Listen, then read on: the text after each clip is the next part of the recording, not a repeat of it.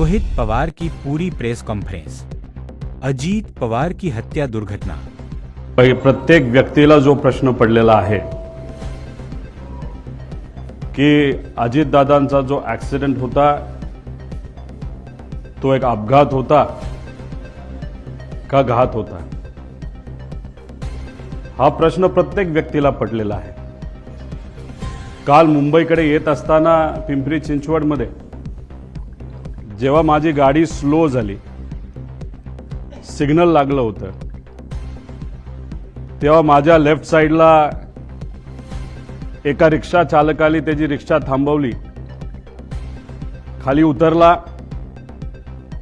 आणि माझी काच वर होती त्यामुळे काचेवर त्याने आवाज केला। काच खाली घेतल्यानंतर त्याने सांगितलं, अहो 9 तारखेला तुम्ही संध्याकाळी अजितदादांबद्दल काहीतरी सांगणार होता ॲक्सिडेंट बद्दल, त्याचं काय झालं?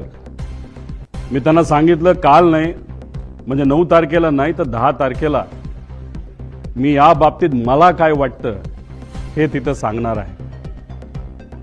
या प्रेस कॉन्फरन्सच्या माध्यमातून आणि तुमच्या सर्वांच्या मदतीने लोकांपर्यंत मी आता पोहोचतोय। काही लोकांनी भावनिक होऊन काही व्हिडिओ टाकले। ते व्हिडिओ कसे आहे की दादा परत येतील।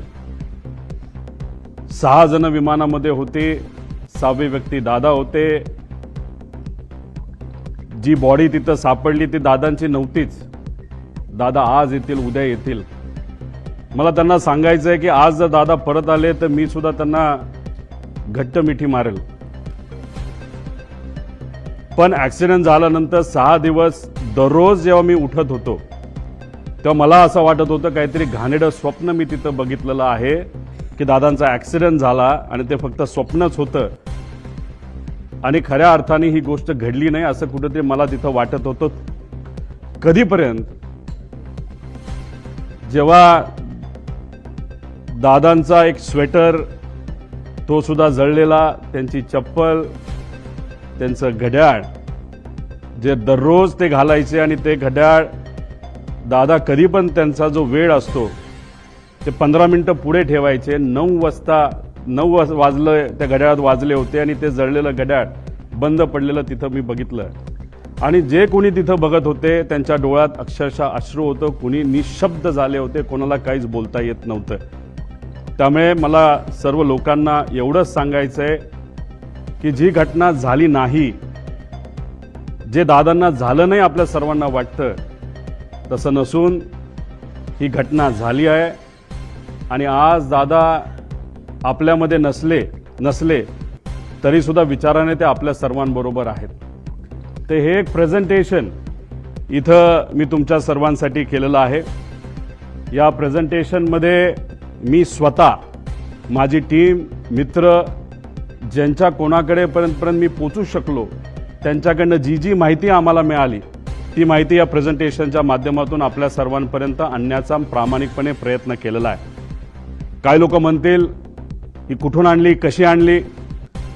ही आम्ही आणली आहे।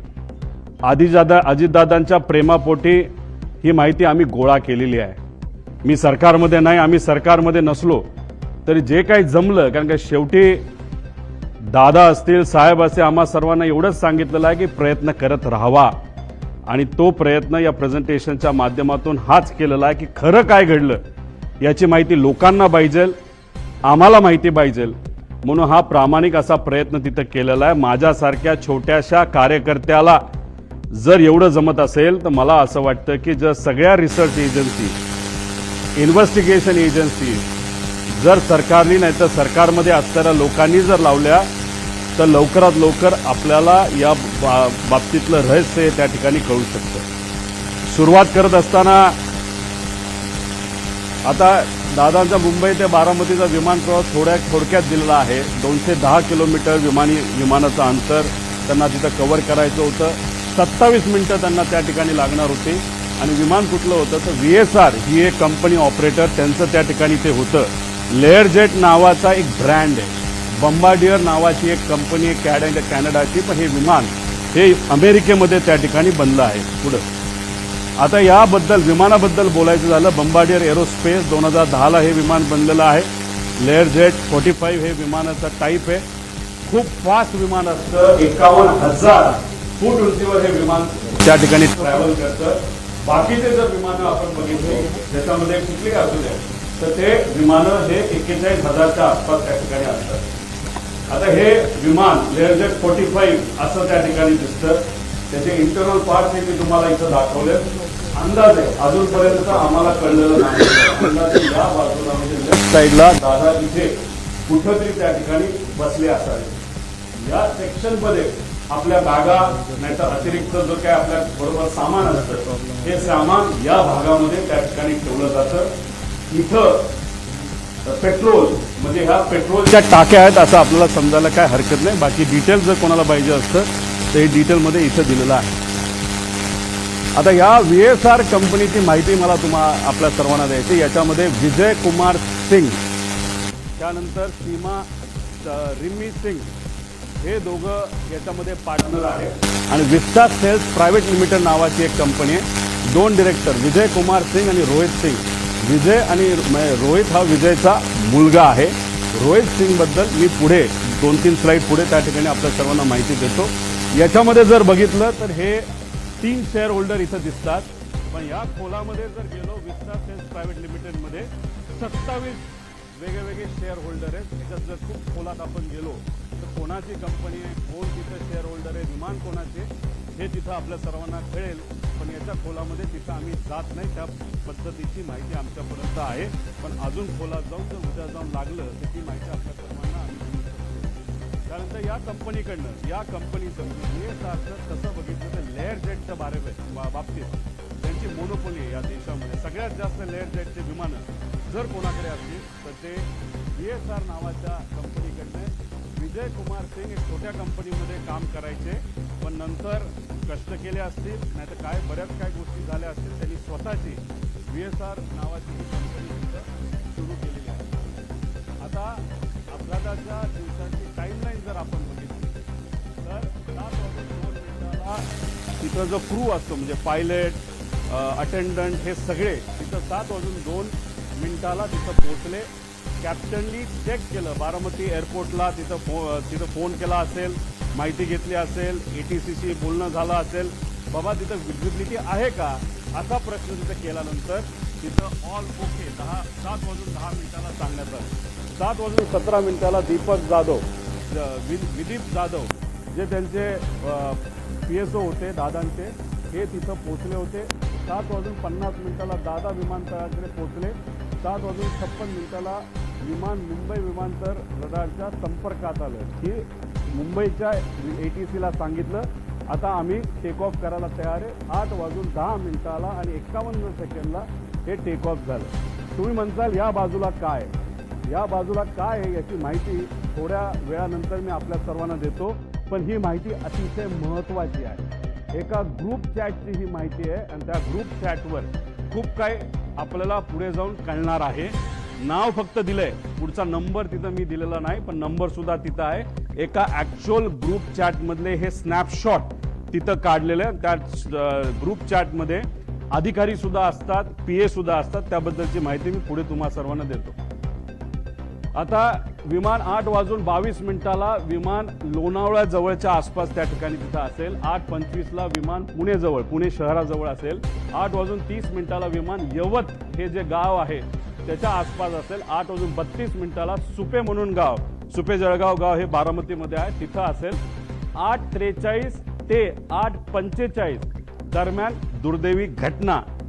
खरंच जी घटना अतिशय आपल्या डोळ्यांमध्ये पाणी आणते ती घटना या टाइमच्या वेळेस त्या ठिकाणी घडली. 9 वाजता दादा गंभीर जखमी आहेत. ऍक्सिडेंट झाला हे आम्हाला कळलं होतं पण आमच्या सगळ्यांच्या मनात असं होतं की जखमी आहेत, हॉस्पिटलमध्ये आहेत पण जिवंत आहेत अशी कुठली बातमी आमच्या कानामध्ये यावी. तशी 9 वाजता ती बातमी सुरू होती. पण 9:45 पहिली बातमी आली ती म्हणजे दादांच्या निधनाची, जी ऐकल्यानंतर अक्षरशः मन पण सुन्न झालं आणि डोकं सुद्धा सुन्न त्या ठिकाणी झालं. आता ही माहिती म्हणजे हा जो प्रवास आहे हा प्रवास हे जे एक सॉफ्टवेअर आहे नाहीतर ॲप आहे ज्याच्याकडे विमान असेल त्यांना हे ॲप उघडता येईल. जो पायलट असेल हे ॲप उघडता येईल. युनिव्हर्सल ॲप आहे. याच्यामध्ये तुम्हाला सगळ्या विमानाची माहिती तिथं कळू शकते. त्याच्यात जर आपण गेला तर ह्याच्यामध्ये हे किती वर्षापूर्वीचं विमान होतं, तर 16 वर्षापूर्वीचं, ही सगळी माहिती असते. ह्याच्या आधी 2 दिवस म्हणजे 26ला आणि 25ला हे विमान कुठं गेलं होतं, मुंबई सुरतला एकदा गेलं, परत सुरत मुंबईला तिथं गेलं. म्हणजे हा जो विमानाचा प्रवास आहे, ही घटना घडायच्या आधी तर सुरतला हे विमान तिथं जाऊन आलं होतं. आता हे महाशय म्हणजे हे जे मालक आहेत सिंग यांनी काय स्टेटमेंट दिलं, विमान चांगल्या स्थितीत होते आणि मेंटेन्ड होते, हा सगळ्यात महत्वाचा मुद्दा तिथं आहे. वैमानिक अनुभवी होते, हा दुसरा महत्वाचा मुद्दा त्याच्यामध्ये आहे.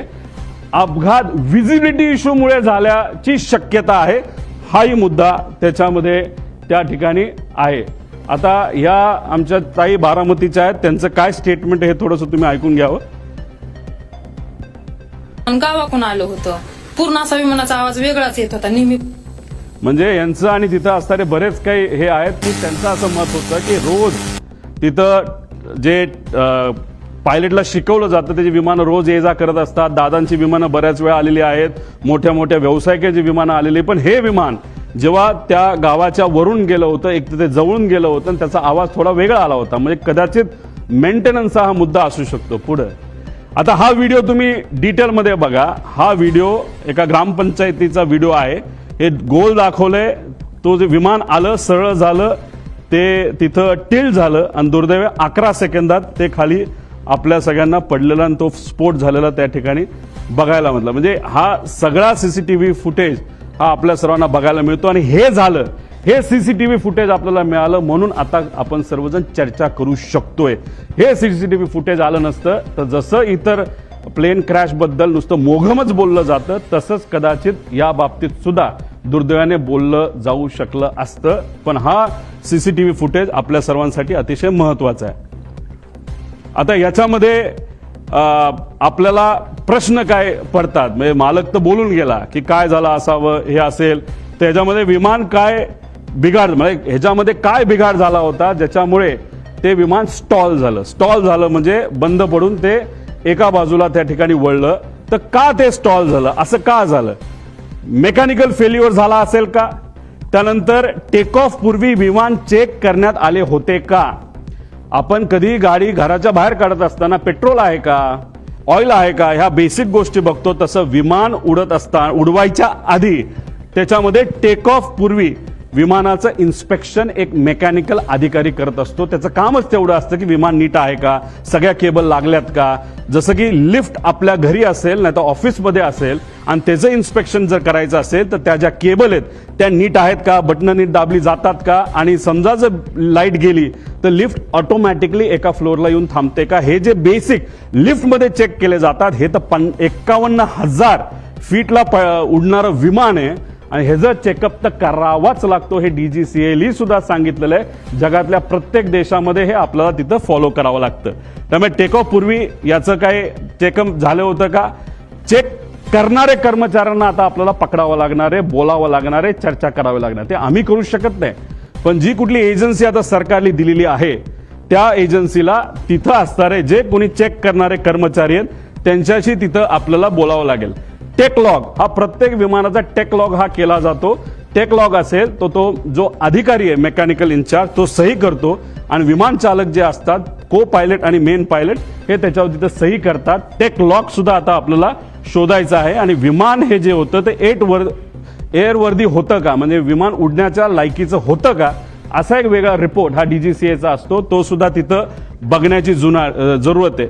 रुटीन लाईन मेंटेनन्स हा करावा लागतो. एक मेन मेंटेनन्स, इंजिन काढावं लागतं, घालावं लागतं, ऑइल चेक करावं लागतं सगळं. आणि त्यानंतर हा रुटीन मेंटेनन्स, कुठलाही प्रवास झाल्यानंतर ते विमान चेक करावं लागतं, त्याला रुटीन मेंटेनन्स बघावं लागतं. आणि हे अतिशय क्रिटिकल एरिया असतो हा पोलिसांचा विमानाचा. तिथं सगळीकडे CCTV कॅमेरा असतात. तिथं मोठ्या मोठ्या इंडस्ट्रियलिस्टचे विमानं ठेवलेली असतात आणि तिथं सगळीकडे हँगरच्या बाहेर आणि हँगरच्या आत CCTV कॅमेरा त्या ठिकाणी असतात. त्यामुळे ते CCTV कॅमेरा कुठे आहेत, कसे आहेत, कोण मेंटेन करत होतं, खरंच विमानाला कुणी हात लावला होता का, चेकिंग झालं होतं का, हे सगळं तिथं बघण्याची आपल्या सर्वांना जरूरत आहे. आणि विमानाचा हेवी बेस मेंटेनन्स हा कधी केला, कसा केला, काय केला, त्याला विमान कंपनीली सुद्धा शेड्यूल दिला असतं आणि त्या शेड्यूल प्रमाणेच आपल्याला मेंटेनन्स हा करावा लागतो. ते झालं होतं का, त्याचा रिपोर्ट कुठे आहे? आणि हे रिपोर्ट का मागतोय? कारण का हे जे VSR कंपनी आहे त्या VSR कंपनीमध्ये अनेक एक्स DGCIचे लोक काम करतात, नाहीतर त्यांचे कन्सल्टंट आहेत. त्यामुळे आम्हाला भीती अशी आहे की आतापर्यंत गेल्या 13-14 दिवसामध्ये काहीच झालं नाही, फक्त CCTV गोळा केलेले आहेत. बाकी ह्यांनी अजून सुद्धा रिसर्च नाही तर इन्व्हेस्टिगेशन काही झालेलं नाही. आणि असं जर टाइमपास करत राहिले तर मग हे सगळं मॅन्युप्युलेट केलं जाऊ शकतं. हे सगळे खोटे रिपोर्ट हे केले जाऊ शकतात. त्यामुळे रिपोर्टवर फक्त विश्वास ठेवून चालणार नाही, सगळे CCTV आपल्याला त्या ठिकाणी बघावं लागतील. आता ह्याच्यामध्ये या कंपनीचा इतिहास आपण तिथं बघू. तुम्हाला आठवत असेल 2023ला एक ऍक्सिडेंट झाला होता. ते कुठलं विमान होतं? लेअर जेटचं विमान होतं. बघा इथं आता ते विमान तुम्हाला क्लिअरली दिसेल नाही दिसेल माहित नाही. हे पडलं, हे घसरत गेलं, पाऊस तिथं पडत होता, स्पीड खूप होतं, विमानचा टाईप लेअर जेटचाच होता. आता काही लोक लगेच टीव्हीवर बोलायला लागले होते की अरे बारामतीचं जे विमान आहे त्या ILS सिस्टम नाहीये, असं बरेच रिसर्च अभ्यासू लोक म्हणायला लागले. बरोबर आहे, पण त्याच विमानतळावर बऱ्याच वेळा अनेक वेळा मोठे इंडस्ट्रियल्स पासून सगळे तिथं उतरलेले आहेत ILS सिस्टम नसताना. आणि ILS सिस्टम बद्दल आपण चर्चा करतोय तर हा ऍक्सिडेंट जिथं झाला मुंबईला, तिथं तर हायली ऍडव्हान्स सिस्टम आहे, ILS सिस्टम सुद्धा आहे, तरी सुद्धा हा अपघात झाला कसा? त्यामुळे फक्त ILS सिस्टम बारामतीला नाही म्हणून ते ढकलून त्या ठिकाणी चालणार नाही. आता हा ऍक्सिडेंट झाला, कसा झाला, काय झाला, व्हिजिबिलिटी वर ढकलून मोकळे झाले विमानाचे, अजून पाऊस होता, हे होतं. मग ILS सिस्टम असताना पाऊस होताना सुद्धा बाकी विमानं लँड होऊ शकत होते.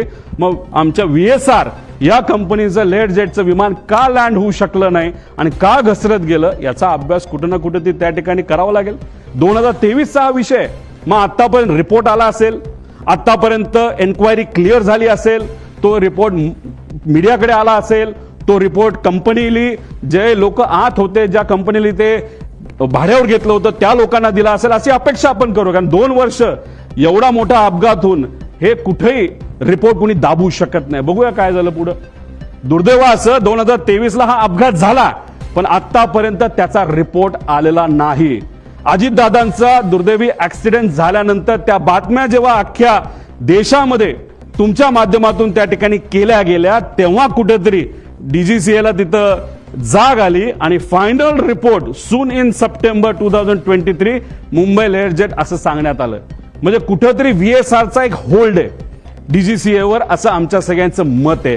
म्हणून एवढा मोठा रिपोर्ट होऊन त्या ठिकाणी तो दाबण्यात आला. मग का हा रिपोर्ट दाबण्यात आला? हा रिपोर्ट जर आतापर्यंत आला असता, तो जर सरकारपर्यंत पोहोचला असता, तर मग काही गोष्टींमध्ये बदल होऊ शकले असते. आणि मग आज आपले अजितदादा, माझे काका, हे आज आपल्या सर्वांमध्ये इथं असू शकले असते. पण हा रिपोर्ट न झाला, न त्याच्यावर चेक झालं, कसं घडलं याचा कुठेही अभ्यास त्या ठिकाणी झाला नाही. हा रिपोर्ट आजपर्यंत दाबला असं आमच्या सगळ्यांचं त्याच्यामध्ये म्हणणं आहे. बरं ठीक आहे, भारताने हा रिपोर्ट दाबला. मग आता इंटरनॅशनल लेवलला काय झालं ह्याचा अभ्यास तुम्ही बघूया. EASA European aviation safety agency, ह्यातले काही विमान आहेत, लेगेसी आहे, ग्लोबल आहे, जे विमानं दुबईला पण पोहोचू शकतात, लंडनला सुद्धा पोहोचू शकतात, एवढी मोठी विमान आहेत. तुम्ही बघितलं असेल जेव्हा माझ्या मतदारसंघामध्ये एक फार मोठे क्रिकेटर हे आले होते, एक फार मोठं विमान घेऊन तिथे मी गेलो होतो आणि ते विमान हे लंडनला सुद्धा लँड होतं आणि ते कोणाचं होतं? ते VSRचं होतं. मग हे विमान लंडनला तिथं पोहोचत असेल, नाही तर युरोपमध्ये तिथं जात असेल, जेव्हा ही घटना भारतामध्ये, महाराष्ट्रामध्ये, मुंबईमध्ये घडली 2023ची, त्याची दखल युरोपियन एव्हिएशन सेफ्टी एजन्सीने घेतली आणि एजन्सीने VSRला विचारलं, अरे बाबा तुला TCO थर्ड कंट्री ऑपरेटर म्हणून आम्ही परवानगी दिलेली आहे, तुम्ही आमच्याकडे लँड होऊ शकता, पण ही घटना घडली कशी याचा रिपोर्ट आम्हाला तू दे, सेफ्टी तू करतो काय करतो कशा, या बाबतीत आम्हाला थोडी तरी माहिती दे. दुर्दैवाने आतापर्यंत ती माहिती ही या मोठ्या एजन्सीला, या VSR कंपनीली दिलेली नाही. तिथे सुद्धा हे दाबण्यात आलं आणि कुठंतरी काहीतरी गोष्ट लपवण्यात आली आणि त्यांनी सांगितलं लेवल 1 ची त्रुटी असल्याच्या कारणाने EASA कडून VSRचा परवाना रद्द झाला. लेवल 1 म्हणजे काय?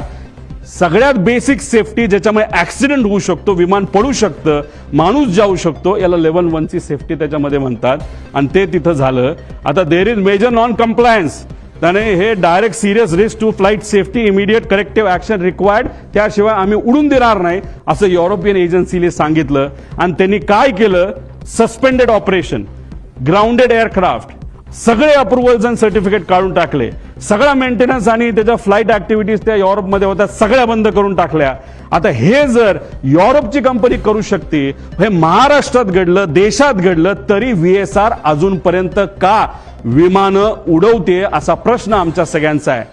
माझे काका गेले, आपले दादा त्याच्यात गेले, पण आज VSRच्या माध्यमातून सीएमांची फ्लाईट तिथे घेतल्या जातात, सगळ्या मंत्र्यांच्या फ्लाईट घेतल्या जातात, तिथं दुसरे उपमुख्यमंत्र्यांच्या फ्लाईट घेतल्या जातात. त्यांच्या सेफ्टीबद्दल तर आपण विचार केला पाहिजे. एक नेता आमचा गेला, पण बाकी नेत्यांचं काय?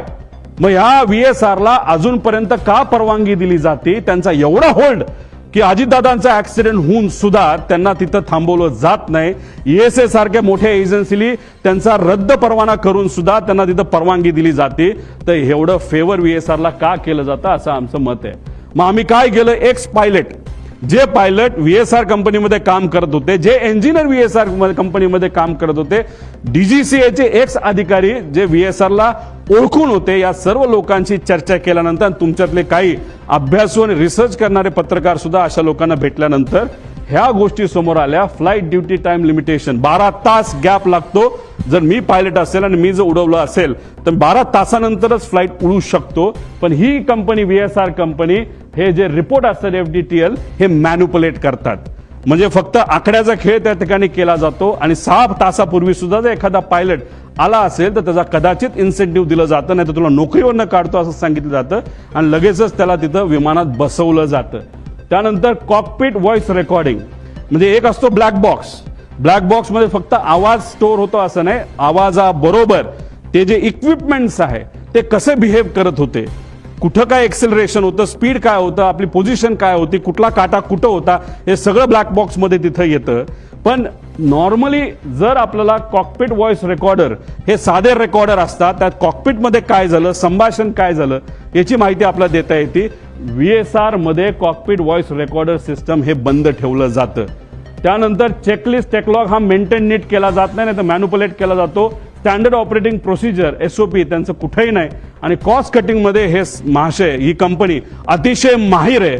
त्याच्यामध्ये मेंटेनन्समध्ये कमतरता दाखवणं, नाही तर कुठलंही विमान, नाही तर हेलिकॉप्टर घ्या, ते हेलिकॉप्टर जर आपल्याला उडवायचं असेल तर त्याच्यामध्ये तास दिले जातात. 2200 तास ब्रँड टू ब्रँड, नाही तर 2500 तास. ते झाल्यानंतर इंजिन चांगलं असलं काही नसलं तर पूर्ण इंजिन 6 कोटी रुपयाचं एखाद्या सिंगल इंजिन हेलिकॉप्टरचं आपल्याला बदलावंच लागतं. तसं इथे असतं. पण या कंपनीकडनं तिथं टायमिंग हे कुठेतरी चेंज केले जातात, मॅन्युपुलेट केले जातात आणि त्यामुळेच कुठेतरी ही घटना घडतात असं आमच्या सगळ्यांचं त्याच्यामध्ये मत आहे. आता गो अराउंड, आता अजितदादांना घेऊन हे विमान फ्लाय करत होतं VVIP, म्हणजे ज्यांना Z सिक्युरिटी, Z+ सिक्युरिटी आहे अशा व्यक्तीला हे विमान घेऊन चाललं होतं. विमान उडत असताना जर तिथं व्हिजिबिलिटीचा इश्यू असेल नसेल तरी त्या पायलटला 2 स्टेशन द्यावं लागतात. एक जिथं चाललाय तिथं आणि बॅकअप एअरपोर्ट तुम्हाला सांगावं लागतं. कदाचित ह्यांनी मुंबई ते एअरपोर्ट दिलं असेल, नाही तर हैदराबाद तिथं दिलं असेल. आता तिथं गो अराउंड करत असताना एकदा ट्राय केला, दुसऱ्यांदा कदाचित त्यांना ते दिसलं नसावं. त्यांनी सांगितलं हो दिसलं, पण दिसलं नसावं तर तिसऱ्यांदा राऊंड घ्यायला पाहिजे होता. पण ह्यांनी तो घेतला नाही. दुर्दैवाने सेकंड अटेम्प्टलाच त्यांनी तो प्रयत्न केला. जी घटना घडली ती घडली. आणि दुसरं कसं असतं, ह्यांना पुढे कुठे जायचं होतं, अजित काकांना घेऊन हे कुठं जाणार होते, बारामतीला जाणार होते. आणि बारामतीवरनं हे कुठं जाणार होते, शमशाबाद ते पटना, तिथं कोणतरी व्यक्तीला तिथं घेऊन जाणं. म्हणजे ह्यांना घाई होती, नाही बाबा जायचंच आहे, नाही तर 10 लाख रुपये आपलं जे भाडं आहे ते त्याच्यामध्ये बुडू शकतं. आपण पुण्याला गेलो तर हे भाडं आपण बारामतीला पोहोचू शकलो नाही, तेही पैसे आपल्याला मिळणार नाही. म्हणून कुठंतरी या कंपनीकडनं या पायलटवर प्रेशर होतं असंही आपल्याला त्या ठिकाणी बोलता येईल. आता दुसरं स्टॉल वॉर्निंग सिस्टम, म्हणजे याच्यामध्ये एखादं विमान स्टॉल होण्यापूर्वी आपल्याला एक अंदाज येतो, काही ती गडबड त्याच्यामध्ये होते. हे विमान स्मार्ट विमान असतं आणि ह्याच्यातली ही जी काय स्टॉल वॉर्निंग सिस्टम आहे आमचा प्रॉपर इंटेल आहे आमचं काही लोकांशी तिथं बोलणं झालंय, फक्त त्यांनी सांगितलं आमचं कृपा करून तुम्ही नाव नका सांगू, आमच्या नोकऱ्या तिथं जातील. त्यांची चर्चा अशी, जे विमान अजित काकांना घेऊन तिथं ते ऍक्सिडेंट झालं त्याच्यामध्ये ही जी स्टॉल वॉर्निंग सिस्टम ती बंद होती.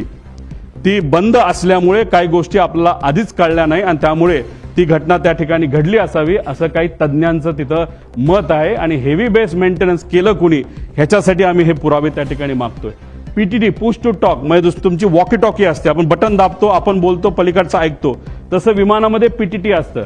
हे पीटीटी जेव्हा चालू होतं तेव्हा कॉकपिटमध्ये बटन दाबल्यानंतर जे जे काय चालू असतं, जसं की आता मी पोहोचतोय, आता लँड होतोय, मी पुढे तुम्हाला ट्रान्सक्रिप्ट दाखवेल, तर ती सगळं कळतं. तर जेव्हा मेन पायलट हा जर कपूर असेल तर पाठक ज्या पायलट होत्या ह्या को पायलट होत्या. को पायलट जनरली ते इंटरॅक्शन करतात एटीसीची. तेव्हा ती पीटीटी त्यांनी दाबलं होतं, तेव्हा त्या वातावरणामध्ये ते जेव्हा शेवटचं वाक्य ओ शिट होतं तेव्हा सुद्धा त्याच्या आधी सुद्धा त्या विमानामध्ये कुठंच ही वॉर्निंग सिस्टीमचा आवाज येत नव्हता. पीटीटी दाबून सुद्धा शुकशुकाट होता, म्हणजे ही सिस्टम तिथं बंद होती असं आमचं त्या ठिकाणी म्हणणं आहे. आणि त्यासाठी जे एटीसीचं रेकॉर्डिंग आहे ते तुम्ही चेक केलं, पीटीटी दाबल्यानंतर त्याच्यामध्ये कुठेही ते वॉर्निंग तिथं आल्या नाहीत. आणि ब्लॅक बॉक्स जेव्हा रिकव्हर केला जाईल त्यानंतर आपल्याला बऱ्याच गोष्टी या बाबतीतला कळतील. आता दुसरा विषय असा आहे की हा व्हिडिओ तुम्ही ऐका, मग तुम्हाला त्या ठिकाणी मी सांगतो. आमच्या गावातनं उतरताना आमच्या गावात एक मंदिर आहे, त्या मंदिराच्या कळसाला सुद्धा टेकायची काही लोकांना शक्यता. आता हे त्याच वेळी आमच्या गावातनं उतरताना आमच्या गावात एक मंदिर आहे, त्या मंदिर 51,000 फीटला ते उडतं आणि जेव्हा तुम्ही त्या एअरपोर्टच्या जवळ येत असता आणि फारच जमिनीच्या जवळ आल्यानंतर ही सिस्टम तुम्हाला वॉर्निंग देते. जेव्हा तुम्ही एखादा हिंदीचा पिक्चर नाही तर इंग्लिशचा पिक्चर बघितला असेल तेव्हा तिथं तुम्हाला जाणवत असेल एक आवाज ते विमान देत असतं की warning approaching land, warning approaching land, अशा प्रकारची ही सिस्टम त्याच्यामध्ये असते. आणि दुर्दैव असं आमचं असं मत आहे की मंदिराच्या जर जवळ गेला असेल तरी पीटीटी चालू असताना हा आवाज तिथं आपल्याला कुठंही ऐकायला मिळालेला नाही. आणि हे सगळं संभाषण हे एटीसी वर त्या ठिकाणी झालेलं आपण बघू शकतो. ते रेकॉर्डिंग तुम्ही बघितलं, आमच्याकडे त्याचा एक प्रिंट आहे आणि ती प्रिंट हे सरकारला सुद्धा त्या ठिकाणी दिली गेली आहे. ते पुरावा आमच्याकडे आहे, त्याच्यामध्ये कुठंच. आणि आम्ही जेव्हा काही लोकांशी बोललो तेव्हा त्यांच्याकडनं सुद्धा आम्हाला कळालं की अशा पद्धतीने आम्हाला कुठंच काही हे ऐकू आलं नाही. त्यामुळे ही जी सिस्टम आहे ती सुद्धा बंद होती, आता खराब झाली होती. आता ह्याच्यामध्ये VSR संदर्भातले काही प्रश्न की हेवी बेस मेंटेनन्स हा कुठं केला जातो हे आपल्याला माहिती घ्यावं लागेल. या देशामध्ये 2च MRO आहेत. एक मुंबईच्या आसपास आहे, प्रफुल्ल पटेल साहेबांची मालकी त्या MROची असं आम्हाला त्या ठिकाणी कळतं, आणि दुसरं कुठे दिल्ली साईडला त्या ठिकाणी आहे. पण हे MRO आहे. पण ह्या कंपनीकडे एक वेगळा MRO होतो असं म्हणतात. ते स्वतःच्या कंपनीच्या माध्यमातून ही सगळी 27 विमानं ते मेंटेन त्या ठिकाणी करत होते. मग त्यांच्याकडे एक्सपर्ट होते का? जसं तुमच्या कंपनीमध्ये म्हणजे तुम्ही सगळे वेगळ्या वेगळ्या चॅनलचे असला तरी जर 5च चॅनल असतील तर हा रिपोर्टर जास्तीत जास्त या 5 मध्येच कुठेतरी जाणार आहे. मग तिथून नोकरी निघाली की परत 5 मध्ये दुसरीकडे जाणार आहे. तसंच MRO जर 2च असतील तर मग ते लोक कोण आहेत? जे लोक या VSR कंपनीमध्ये आज काम करतात, पूर्वी ते कुठं काम करत होते, कोण आहेत ते, कुणी ते सह्या केल्या, रमेश नावाचा माणूस कोण आहे, त्याचा काय अनुभव आहे, तो मेंटेनन्सचा त्याला का प्रमुख केलं, त्याला तुम्ही एन्क्वायरीसाठी घेतलं का तो गायब झालाय, हे सगळे प्रश्न आपल्याला तिथं पडू शकतात. एन्क्वायरी कुठंच नाही चालली म्हणून आम्हाला आमच्या लेवलला माझ्या काकासाठी, आमच्या दादासाठी या सगळ्या गोष्टी करायला लागतात. आणि ह्या सगळ्या गोष्टी लवकरात लवकर सरकारने जर केल्या नाही तर मग आपल्याला खरं रहस्य काय हे त्या ठिकाणी तिथं कळणार नाही. त्यामुळे हेवी बेस मेंटेनन्स कुठं केला जातो हे सुद्धा बघितलं पाहिजे. आणि DGCA मधील काही माजी अधिकारी हे या कंपनीमध्ये काम करत असल्यामुळे एक होल्ड आहे या कंपनीचा असं आमचं मत आहे. पुढे आता VSR संदर्भात गंभीर बाबी आणि बारामती अपघातात आलेला, आता याच्यामध्ये VSRची एक सवय आहे जी आम्हाला कळली, आणि हे जोपर्यंत CCTV आपण बघणार नाही तोपर्यंत आपल्याला कळणार नाही. तर हे लोक काय करायचे नाही तर करतात, तर हे कॅन असतात विमानाचे. जसं दादा ज्या विमानामध्ये बसलेले, मागे मी म्हणलो तो बॅग ठेवायची जागा, आणि दादा खूप जास्त लांब जाणार नव्हते, त्यामुळे ह्यांना एक सवय त्यांच्याच एका अधिकाऱ्याने आणि पायलटली मला सांगितलंय, आम्ही कॅन एक्स्ट्रा इल्लीगल आहे, DGCA अलाव करत नाही. आम्ही एक्स्ट्रा कॅन 50-50 लिटरचे हे 8 ठेवत असायचो. म्हणजे जिथं कुठं लँड होईल तिथे एखादा छोटासा टँकर आणून पैसे देण्यापेक्षा तेच जर आम्ही पेट्रोल ओतलं तर आम्ही सेफ राहू शकतो, असं एका माझी पायलटली ज्यांनी VSR मध्ये काम केलं असं आम्हाला तिथं सांगितलंय. त्यामुळे जिथं कुठं गेल्या वर्षभरात VSRची विमानं उतरली तिथला CCTV कॅमेरा टेक ऑफच्या आधी आणि मेंटेनन्सच्या आधी हा बघितलाच पाहिजे आणि ह्या गोष्टी खऱ्यात का हे कुठेतरी आपण समजून घेतलं पाहिजे. आणि जर हे खरं असेल तर विमानामध्ये जर पेट्रोल इलिगली एका कॅन मध्ये ठेवलं तर ते विमानासाठी बॉम्ब सारखंच असतं असं आमचं त्या ठिकाणी मत आहे. पुढे आता याच्यामध्ये VSR संदर्भात गंभीर बाबी आहेत आणि काय कोणाला बघितलं पाहिजे, ह्यात क्लिअरन्स इंजिनियरला पकडलं पाहिजे, त्याशी चर्चा केली पाहिजे, क्वालिटी इंजिनियरशी बोललं गेलं पाहिजे, मेंटेनन्स इंजिनियरशी त्याच्यामध्ये बोललं पाहिजे.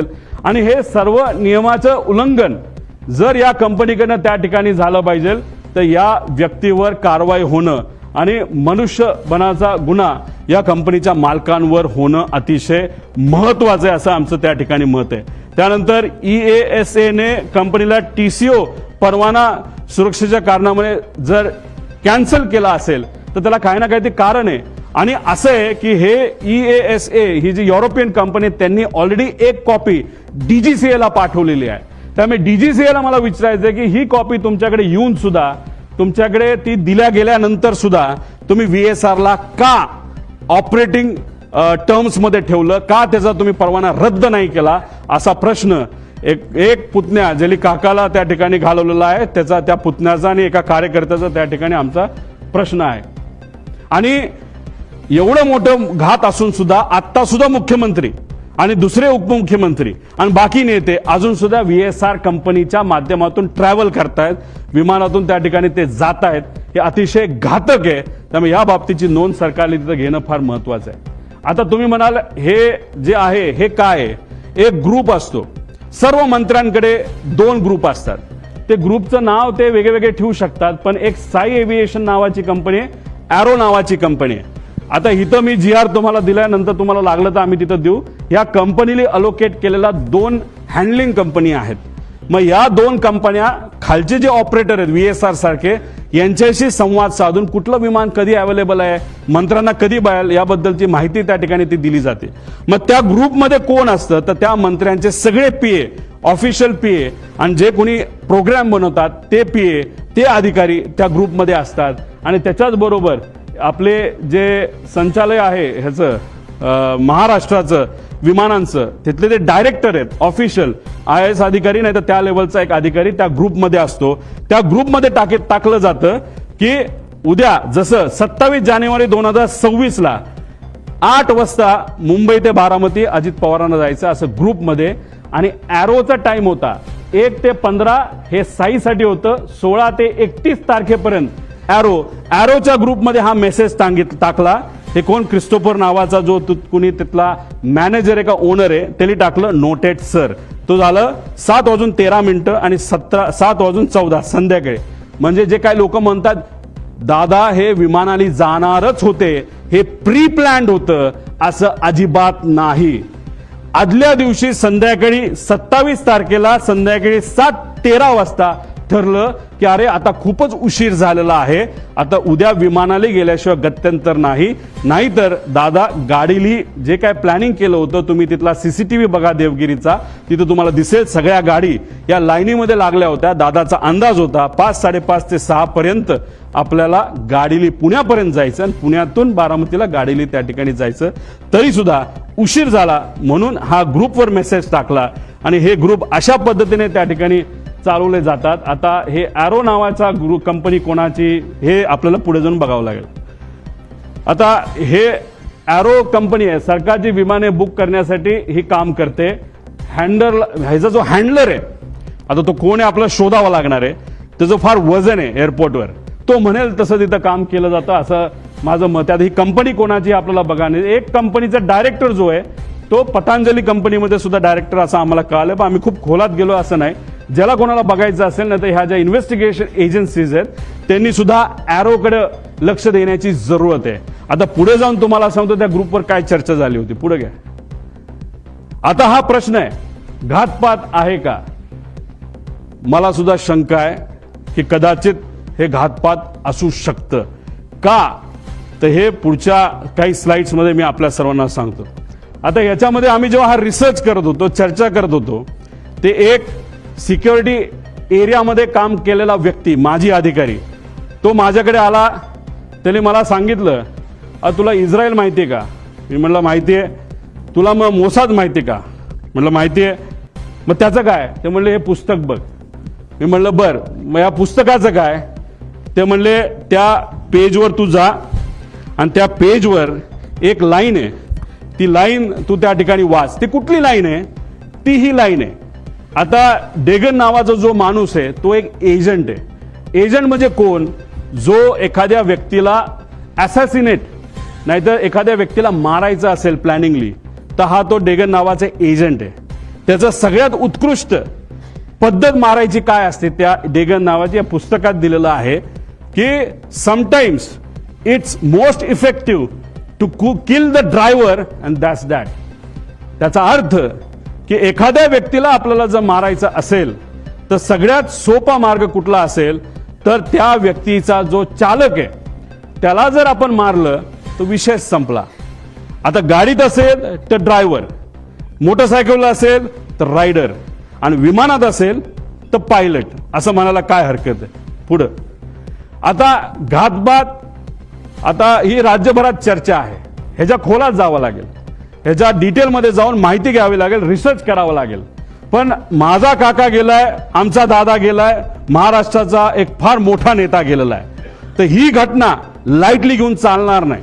एखादी गोष्ट इकडे तिकडे झाली, आपण इकडे गेलो तिकडे गेलो, कुणी काय केलं, ह्याली काय होणार नाही. आम्हाला जोपर्यंत ह्याची उत्तरं मिळत नाही तोपर्यंत आम्ही शांत बसणार नाही. आता ह्याच्यामध्ये आदल्या दिवशी 27 जानेवारीला रोजच्या वेळेपत्रानुसार दादा संध्याकाळी, म्हणजे जेव्हा कॅबिनेटच्या बैठका झाल्या, दादा म्हणाले होते अधिकाऱ्यांना की 4-5 तास मी माझी कामं करेल. काही अधिकारी मला, माझ्या पार्टीतले काही अधिकारी भेटणार आहे आणि काही नेते भेटणार आहेत आणि काही कर्मचारी भेटणार आहेत, त्यांच्याशी मी चर्चा करेल आणि मग मी मुंबईला जाईल, असा दादांचा त्याच्यामध्ये त्या ठिकाणी अंदाज होता. ताफा सुद्धा लागला होता. एक फार मोठे नेते दादांना भेटण्यासाठी येणार होते, ते वेळेत येणार होते, पण उशीर झाला. ते उशिरा आल्यामुळे आणि चर्चा उशीरपर्यंत सुरू राहिल्यामुळे दादांचा वेळ त्याच्यामध्ये गेला आणि 5-5:30ला जे दादा गाडीने जाणार होते ते गाडीने जाऊ शकले नाही. त्यांना पर्याय राहिला नाही, त्यांना विमान बुक करावं लागलं आणि म्हणून 7:13 म्हणजे संध्याकाळी दुसऱ्या दिवशीचं विमान हे आदल्या दिवशी म्हणजे 27 तारखेला तिथं बुक झालेलं आपण बघितलं.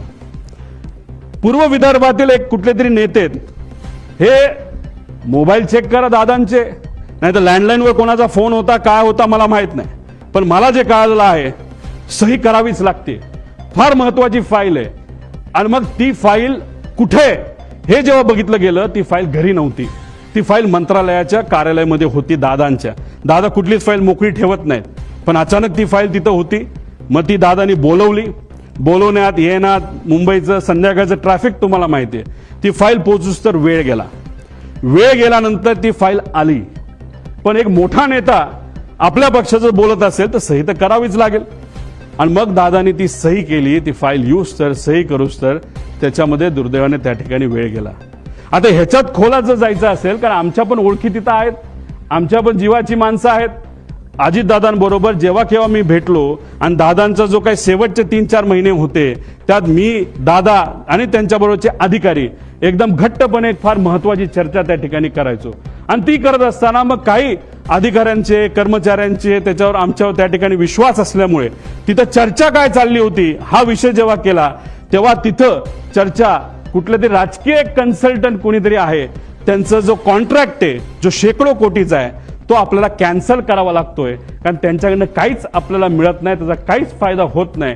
कारण 7 दिवस आधी सुद्धा बारामती हॉस्टेलला दादांना जेव्हा मी भेटलो होतो तेव्हा सुद्धा दादांनी काही लोकांना सांगितलं होतं, शहाणपणा करू नका, राजकारण आम्हाला शिकू नका, राजकारण आम्ही कसं करायचं हे माहिती सर्वे फक्त तुम्ही करा, अशी काहीतरी चर्चा तेव्हा झाली होती. आणि अशा पद्धतीची चर्चा तिथं झाली आणि दादांना त्याच्यामध्ये उशीर झाला आणि मग दादांना प्लॅन बदलावा लागला.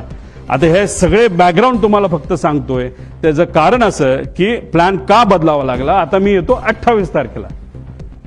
आता काही लोक म्हणतात उपमुख्यमंत्री आहेत, दादा कडक होते, शिस्तीचे होते. दादानी सांगितलं असेल पायलटला हे बाबा उडलंच पाहिजे, पण दादाचं स्टेटमेंट तुम्ही बघा, ते स्वतःच्या मुखातून ते काय बोलतात. परंतु मला ते तिकडनं जाणं गरजेच होतं, कारण वैमानिकाचा दिवस आला की उशीर झाला तर मला निघून जावं लागलं, कारण ते अलीकडचं तासाचं केलं. म्हणजे दादा कधी पण विमान उडवत असताना कॅप्टनला विचारायचं, बाबांनो काय वाटतं, जायचं का नाही जायचं, उडायचं का नाही उडायचं, काय अडचण आहे, तुम्हाला जे वाटतं ते करा. एका ठिकाणी त्यांना यायचं होतं, मुंबईकडनं ते उडले पण होते. माझा अंदाजे 2-2.5 वर्षापूर्वीची गोष्ट असेल. हेलिकॉप्टरले होतं, लोणावळ्याला धुक्क वाढलं होतं. दादांना त्या कॅप्टनली सांगितलं थोडंसं दुःख जास्त आहे, रिस्क आहे, पण आपल्याकडे डबल इंजिन हेलिकॉप्टर आहे, अजिबात दादा काळजी करू नका. दादा म्हणले काय नाही, मुंबईला परत दे. दादा परत मुंबईला गेले आणि गाडीली पुण्याकडे त्या ठिकाणी आले. हे दादांची वस्तुस्थिती होती. दादांचं एक मत होतं, जो एक्सपर्ट आहे, जो त्यातला एक्सपर्ट आहे त्याचा ऐका, अभ्यास करा, रिस्क उगाचच त्याच्यामध्ये त्या ठिकाणी घ्यायची नाही, अशी दादाची भूमिका होती. हे होते आमचे दादा, जे वेळेवर एअरपोर्टला पोहोचले. पण नंतर जे घडलं त्याच्यामध्ये काही गोष्टी तुम्हाला पुढे मी सांगतो. पुढे घ्या. आता हे एक ईमेल आहे. या ईमेलमध्ये 2 नावं आहेत क्रू डिटेल्सची. याला क्रॉस व्हेरीफाय करावं लागेल हे ईमेल. याच्यामध्ये कॅप्टन साहिल काहीतरी आहे बाबा मदन आणि कॅप्टन यश असे 2 नावं प्रपोज केली गेली होती. बाकी सगळं तिथं लिहिलेलं आहे आणि कुठं जाणार आहे, मुंबई, बारामती वगैरे सगळं तिथं दिलं होतं. आता हे आहेत दोघं, पण झालं असं की नाव ते दुसऱ्या दिवशी बदलण्यात आलं. हे आहेत मदन. मग त्यांच्या मिसेसली एक मेसेज ते सोशल मीडियावर टाकलं होतं की मदनचं नाव जेव्हा सुरू झालं होतं तेव्हा त्यांच्या मदनच्या नावाने तिथं सुरू झालं होतं की वाईट वाटतं, दुर्दैवी त्यांची मृत्यू झाला. मग त्यांच्या मिसेसली ते तिथं टाकलेलं आहे. आता हे दोघांची नावं होती, पण मग हे त्यांना त्या ठिकाणी नियुक्ती झाली, म्हणजे पाठक आणि कपूर यांचं नाव तिथं आलं. तर मग आमचा विषय, आणि कधीच तुम्ही बघितला असेल, कपूरचे कुठला तरी मित्र कुठेतरी बोलत होता की बाबा कपूर आदल्या दिवशी बाहेरून आला होता भारताच्या, तो उडवणारच नव्हता, पण मग त्याला अचानक सांगितलं आणि मग त्यांनी उडवायला घेतलं विमान, असं तुम्ही कुठेतरी ऐकलं असेल.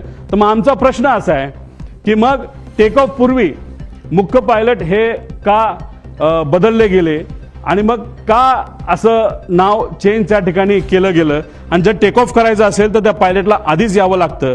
आणि तिथं असं सांगितलं होतं की हे 2 पायलट हे ट्रॅफिकमध्ये 6:30 वाजता सकाळी अडकलेत आणि ते येऊ शकत नाहीत, म्हणून दुसरे पायलट आम्हाला द्यावं लागला, अशी कुठेतरी एक स्टेटमेंट आम्ही सोशल मीडियावर आणि काही मीडियाच्या माध्यमातून तिथं ऐकली होती आणि काही अधिकाऱ्यांनी सुद्धा त्या ठिकाणी सांगितलं होतं. पुढे घ्या.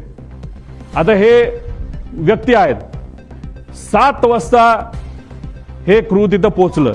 आता अप्रुव्हल कधी आलं तर 12:30 ओके, विमान मध्यरात्री 12-12:30 वाजता की विमान फायनल झालंय, क्रू फायनल झाली आणि त्यांनी सांगितलंय की ओके. सकाळी त्यांनी 7 वाजता मेसेज केला की क्रू हे एअरपोर्टला पोहोचले आहेत.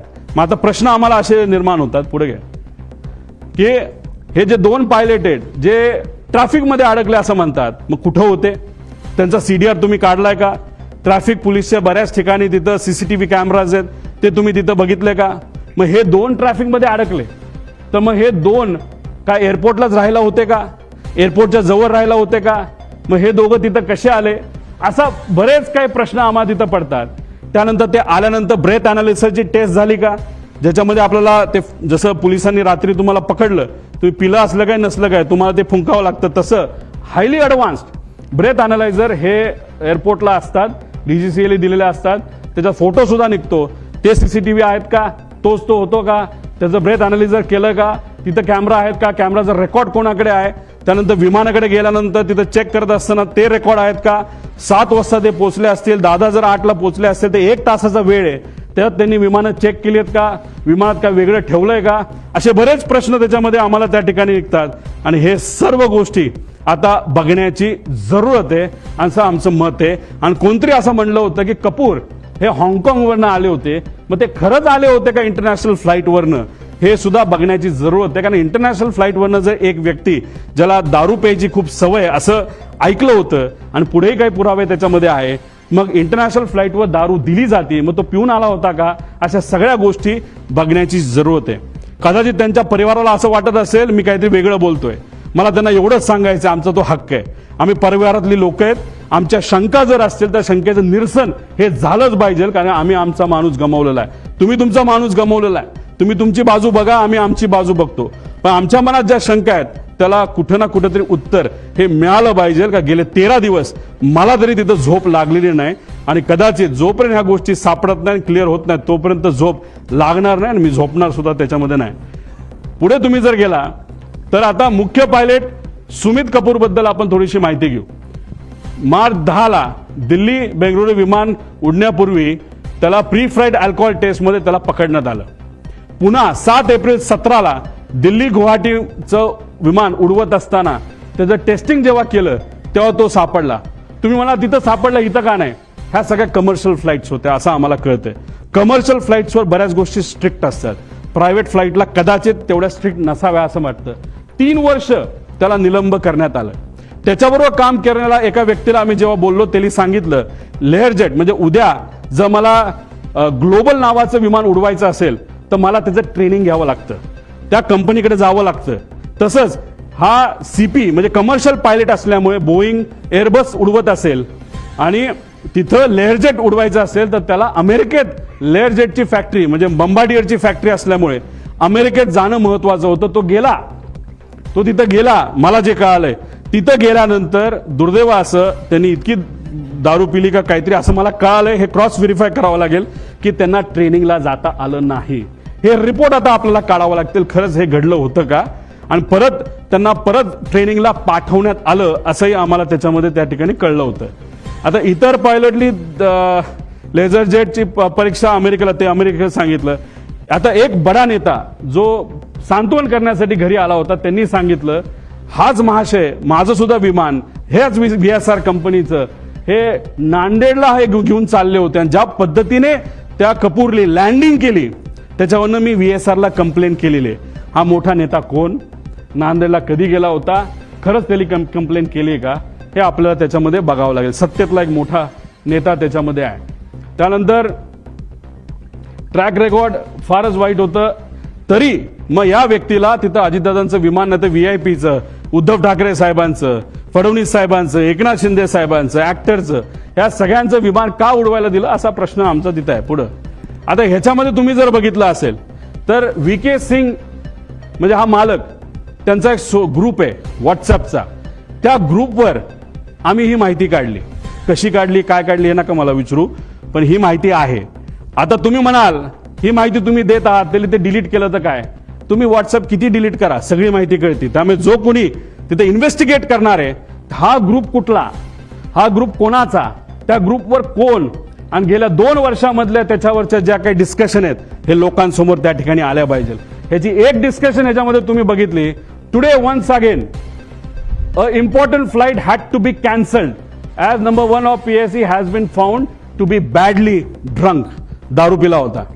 त्याच्यामध्ये बरंच काय दिलं की तुम्ही पार्टी करता, हे करता, आणि त्याच्यात may I request my dearest colleagues captain Sunny जो खन्ना कोण असेल, कॅप्टन रंधवावा, आणि स्टार केलंय कॅप्टन सुमित द ग्रेट.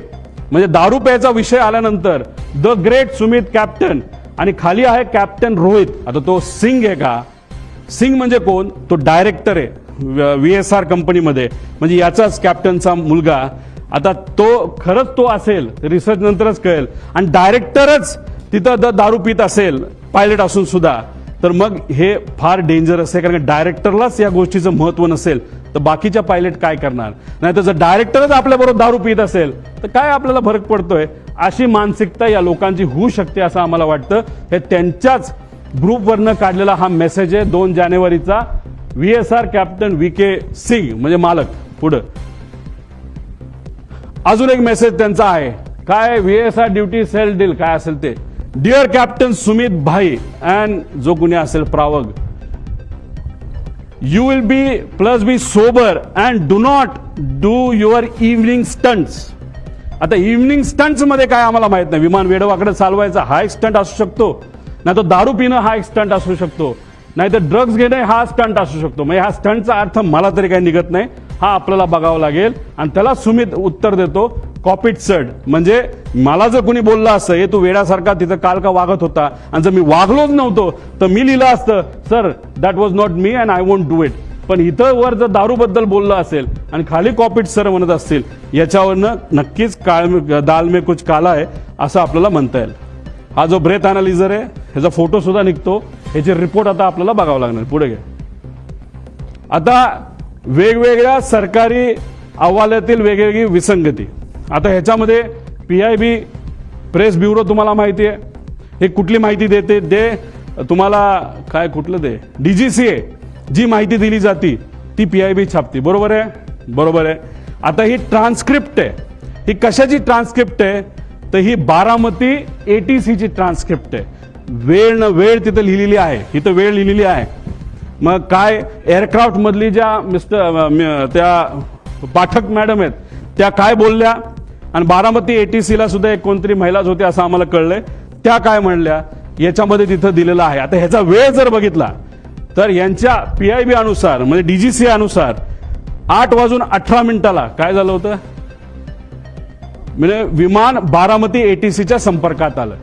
म्हणजे DGCA काय म्हणते, म्हणजे PIB काय म्हणते, 8:18 हे विमान हे बारामती ATCच्या संपर्कात आलं.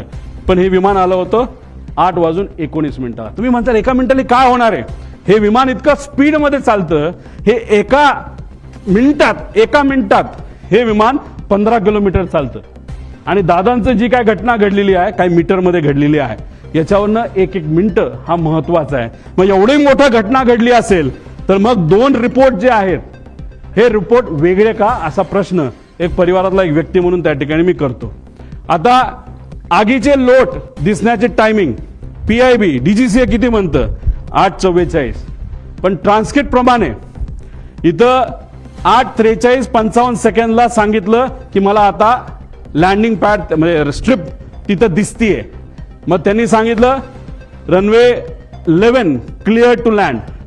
त्यानंतर 8:44:13 ओ शिट म्हणजे ही जी पाठक मॅडम आहेत त्यांच्याकडनं ते शेवटचे शब्द होते आणि त्यात 7 सेकंद तुम्ही ऍड करा, 44 प्लस काहीतरी 13 प्लस 20, तर त्याच्यात तो ऍक्सिडेंट तिथं झाला.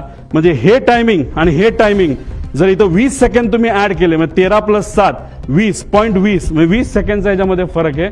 मी तुम्हाला सांगितल्याप्रमाणे सेकंडचा विषय असतो. इन्व्हेस्टिगेट तुम्ही करत असाल आणि तुम्ही एका मोठ्या एजन्सीचे लोक असाल तर तुम्हाला सेकंदात बोलावं लागतं, इथं मिनिटात बोलून चालत नसतं. आणि इथं ह्या 2 रिपोर्टमध्ये खूप मोठा फरक आहे असं कुठेतरी दिसतं. आता हा एक ट्रान्सपॉन्डर एक असतं विमानाला, विमान सांगत असतं सॅटेलाइटच्या माध्यमातून मी इथे आहे, माझं स्पीड किती आहे, मी अलाइन झालोय का, एअरपोर्टचं जे स्ट्रिप आहे त्याला मी अलाइन झालोय का, तिथून माझं डिस्टन्स किती आहे, माझी हाईट किती आहे, माझं लोकेशन कुठे आहे, हे सगळं तिथं दिलं जातं. आणि हे आमच्याकडे आहे, ही माहिती ही आम्हाला एका सॉफ्टवेअरच्या माध्यमातून जे मगाशी तुम्हाला सॉफ्टवेअर सांगितलं त्यातून आम्हाला सगळी माहिती कळाली. फक्त शेवटच्या 1 मिनिटाची आम्हाला माहिती कळाली नाही. कदाचित ट्रान्सपॉन्डर हा मुद्दामून विमानाच्या आतून हा बंद केला होता. तुम्हाला टिल्ट होताना जे विमान दिसते त्या ट्रान्सपॉन्डर बंद होता. ट्रान्सपॉन्डर हा 8:43.18 ह्याच्यात तुम्ही म्हणाल हे तर टाइम वेगळा दिसतोय, ह्यात फ्लाईट रडारच्या शेवटच्या UTC टाइम म्हणजे 3 ते म्हणजे ह्याच्यामध्ये 5 तास आपल्याला ऍड करावं लागतात. त्यात 8:43.18 जेव्हा हे बंद झाला ट्रान्सपॉन्डर, का बंद झाला, का कुणी बंद केला, असे प्रश्न आम्हाला त्याच्यामध्ये आहे. आता आपल्याला शेवटपर्यंत कळालं असतं. आणि या 1 मिनिटाच्या आधी हे विमान त्या धावपट्टीला अलाइन झालं होतं, म्हणजे ते धावपट्टीवर उतरेल अशी अपेक्षा होती. पण 1 मिनिटामध्ये काहीतरी गडबड झाली, ती अजूनपर्यंत आपल्याला कळलेली नाही. आता हा जो भाग आहे हा तुमचा 11 नंबर आहे आणि हा भाग आहे 29. हे जे मोठी चर्चा करतात, अरे बाबा तो जो असा हिलटॉपवर आहे आपला लँडिंग स्ट्रिप, त्यामुळे फार डेंजरस आहे, फार अवघड आहे, हे आपण लँड करू शकत नाही असं लोक बोलतात. ते खरं आहे. आता ही ती जागा आहे 11 नंबर आणि ही जागा आहे 29 नंबर. मागे घे, ती आहे MIDC ची साईड. इथं तुम्ही जर गेला तर सपाट आहे, सपाट, काही तिथे टेन्शन नाही, तिथं तुम्ही कसंही लँड होऊ शकता. त्यावेळेस जे विंड स्पीड होतं ते ऑलमोस्ट नव्हतं. आणि विमान जेव्हा इथून लँड होतं त्याला अडचणी काय असतात, एकतर हे उंच आहे आणि इकडे जो सूर्य उगवत असतो तो स्क्रीनवर तिथं दिसतो. मग सगळ्यात बेस्ट ऑप्शन काय असतं, बाबा इकडे नको जायला, सोपी साईड 29 साईड आपण घेऊ, 11 नको घ्यायला, असा निर्णय बऱ्याच वेळा त्या ठिकाणी घेतला जातो. मग ह्या विमान चालकाली तो निर्णय घेतला होता का, पुढे जाऊन बघूया. 8:27 एअरक्राफ्ट करून रनवे 29 ची परवानगी मागण्यात आली. म्हणजे परफेक्ट फ्लॅट आहे. जसं तुम्ही 2023 ऍक्सिडेंट बघितला तर नुसतं घासत गेलं होतं, अशी कदाचित घटना घडू शकली असते, दादा जिवंत असू शकले असते. 29 नंबरची परवानगी तिथं एटीसी कडनं घेतली होती. एटीसीने ती परवानगी दिली आणि 2 मिनिटांनंतर एअरक्राफ्ट करून रनवे 11 ची परत परवानगी मागितली. का, कशामुळे, काय कारण, प्रश्नच आहे. म्हणजे सोपं सोडून अवघड कशाला घ्यायचं. बरं एकदा मागितली का, नाही. मग दुसऱ्यांदा परत 8:36 एअरक्राफ्टने गो अराउंड केल्यानंतर त्यांनी परत 29 ची मागणी केली, परत ती त्यांनी कॅन्सल केली, परत आम्ही 11 येऊन लँड करतो असं सांगण्यात आलं. निर्णय को पायलट घेत नसतो, मेन पायलट घेत असतो. को पायलट कम्युनिकेशन करत असतो. मग या मेन पायलटला 29 जे सोपं होतं ते सोडून 11 नंबरच का पाहिजे होता, हे मात्र त्या ठिकाणी अजूनपर्यंत कळालं नाही. पुढे आता हा व्हिडिओ बघा.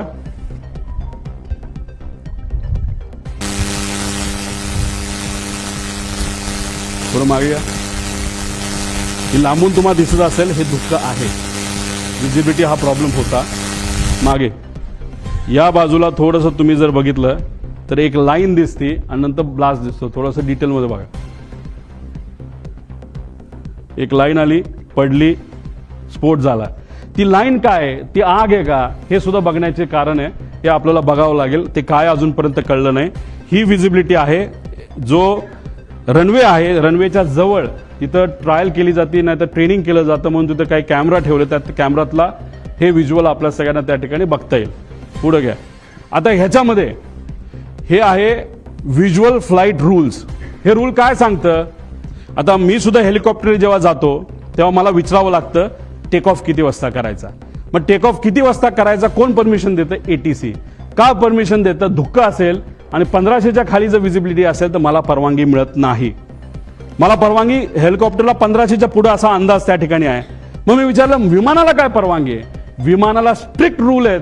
कोणाचे, तर डीजीसीएचे रूल्स आहेत, व्हिज्युअल फ्लाईट रूल्स, की 5000 मीटरची जोपर्यंत विजिबिलिटी येत नाही तोपर्यंत विमान उडवायचंच नाही. म्हणजे लँडिंग सोडा, टेक ऑफ सुद्धा तुम्ही करू शकत नाही, असे आदेश त्या ठिकाणी तिथे दिले होते. आता तुम्हाला मला विचारायचंय की 8:30 वाजता विजिबिलिटी 3 किलोमीटरची होती.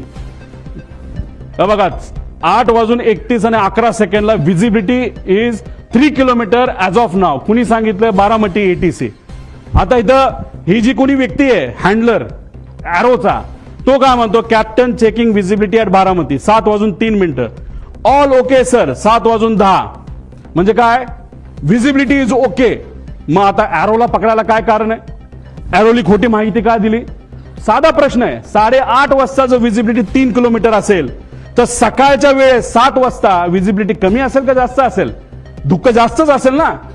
मग हा महाशय 7:10 म्हणतो ऑल ओके सर, म्हणजे visibility is okay, okay to take off. म्हणजे ह्या व्यक्तीने सुद्धा ऑफिसमध्ये जिथं डायरेक्टर, महाराष्ट्राचा डायरेक्टर एव्हिएशनचा ज्या ग्रुपमध्ये, त्या ग्रुपमध्ये हे महाशय म्हणतात all okay, visibility is fine, okay to take off. आणि ही गोष्ट बघितल्यानंतर आमचे दादा विमानात बसले आणि मग तिथं जे काय घटना त्या ठिकाणी घडली. मग एरोला पण जबाबदार धरायला काय कारण आहे, धरायलाच पाहिजे. त्यामुळे हे सगळे विषय आहेत. त्यामुळे इथं मोठा रूलचा डिफिशिएट आहे. मग या पायलटला माहित होतं विजिबिलिटी नाही, तरी तो हिरोगिरी करायला का गेला, मुद्दामून गेला का, त्याच्यावर कुठलं प्रेशर होतं का वेगळंच काय कारण आहे.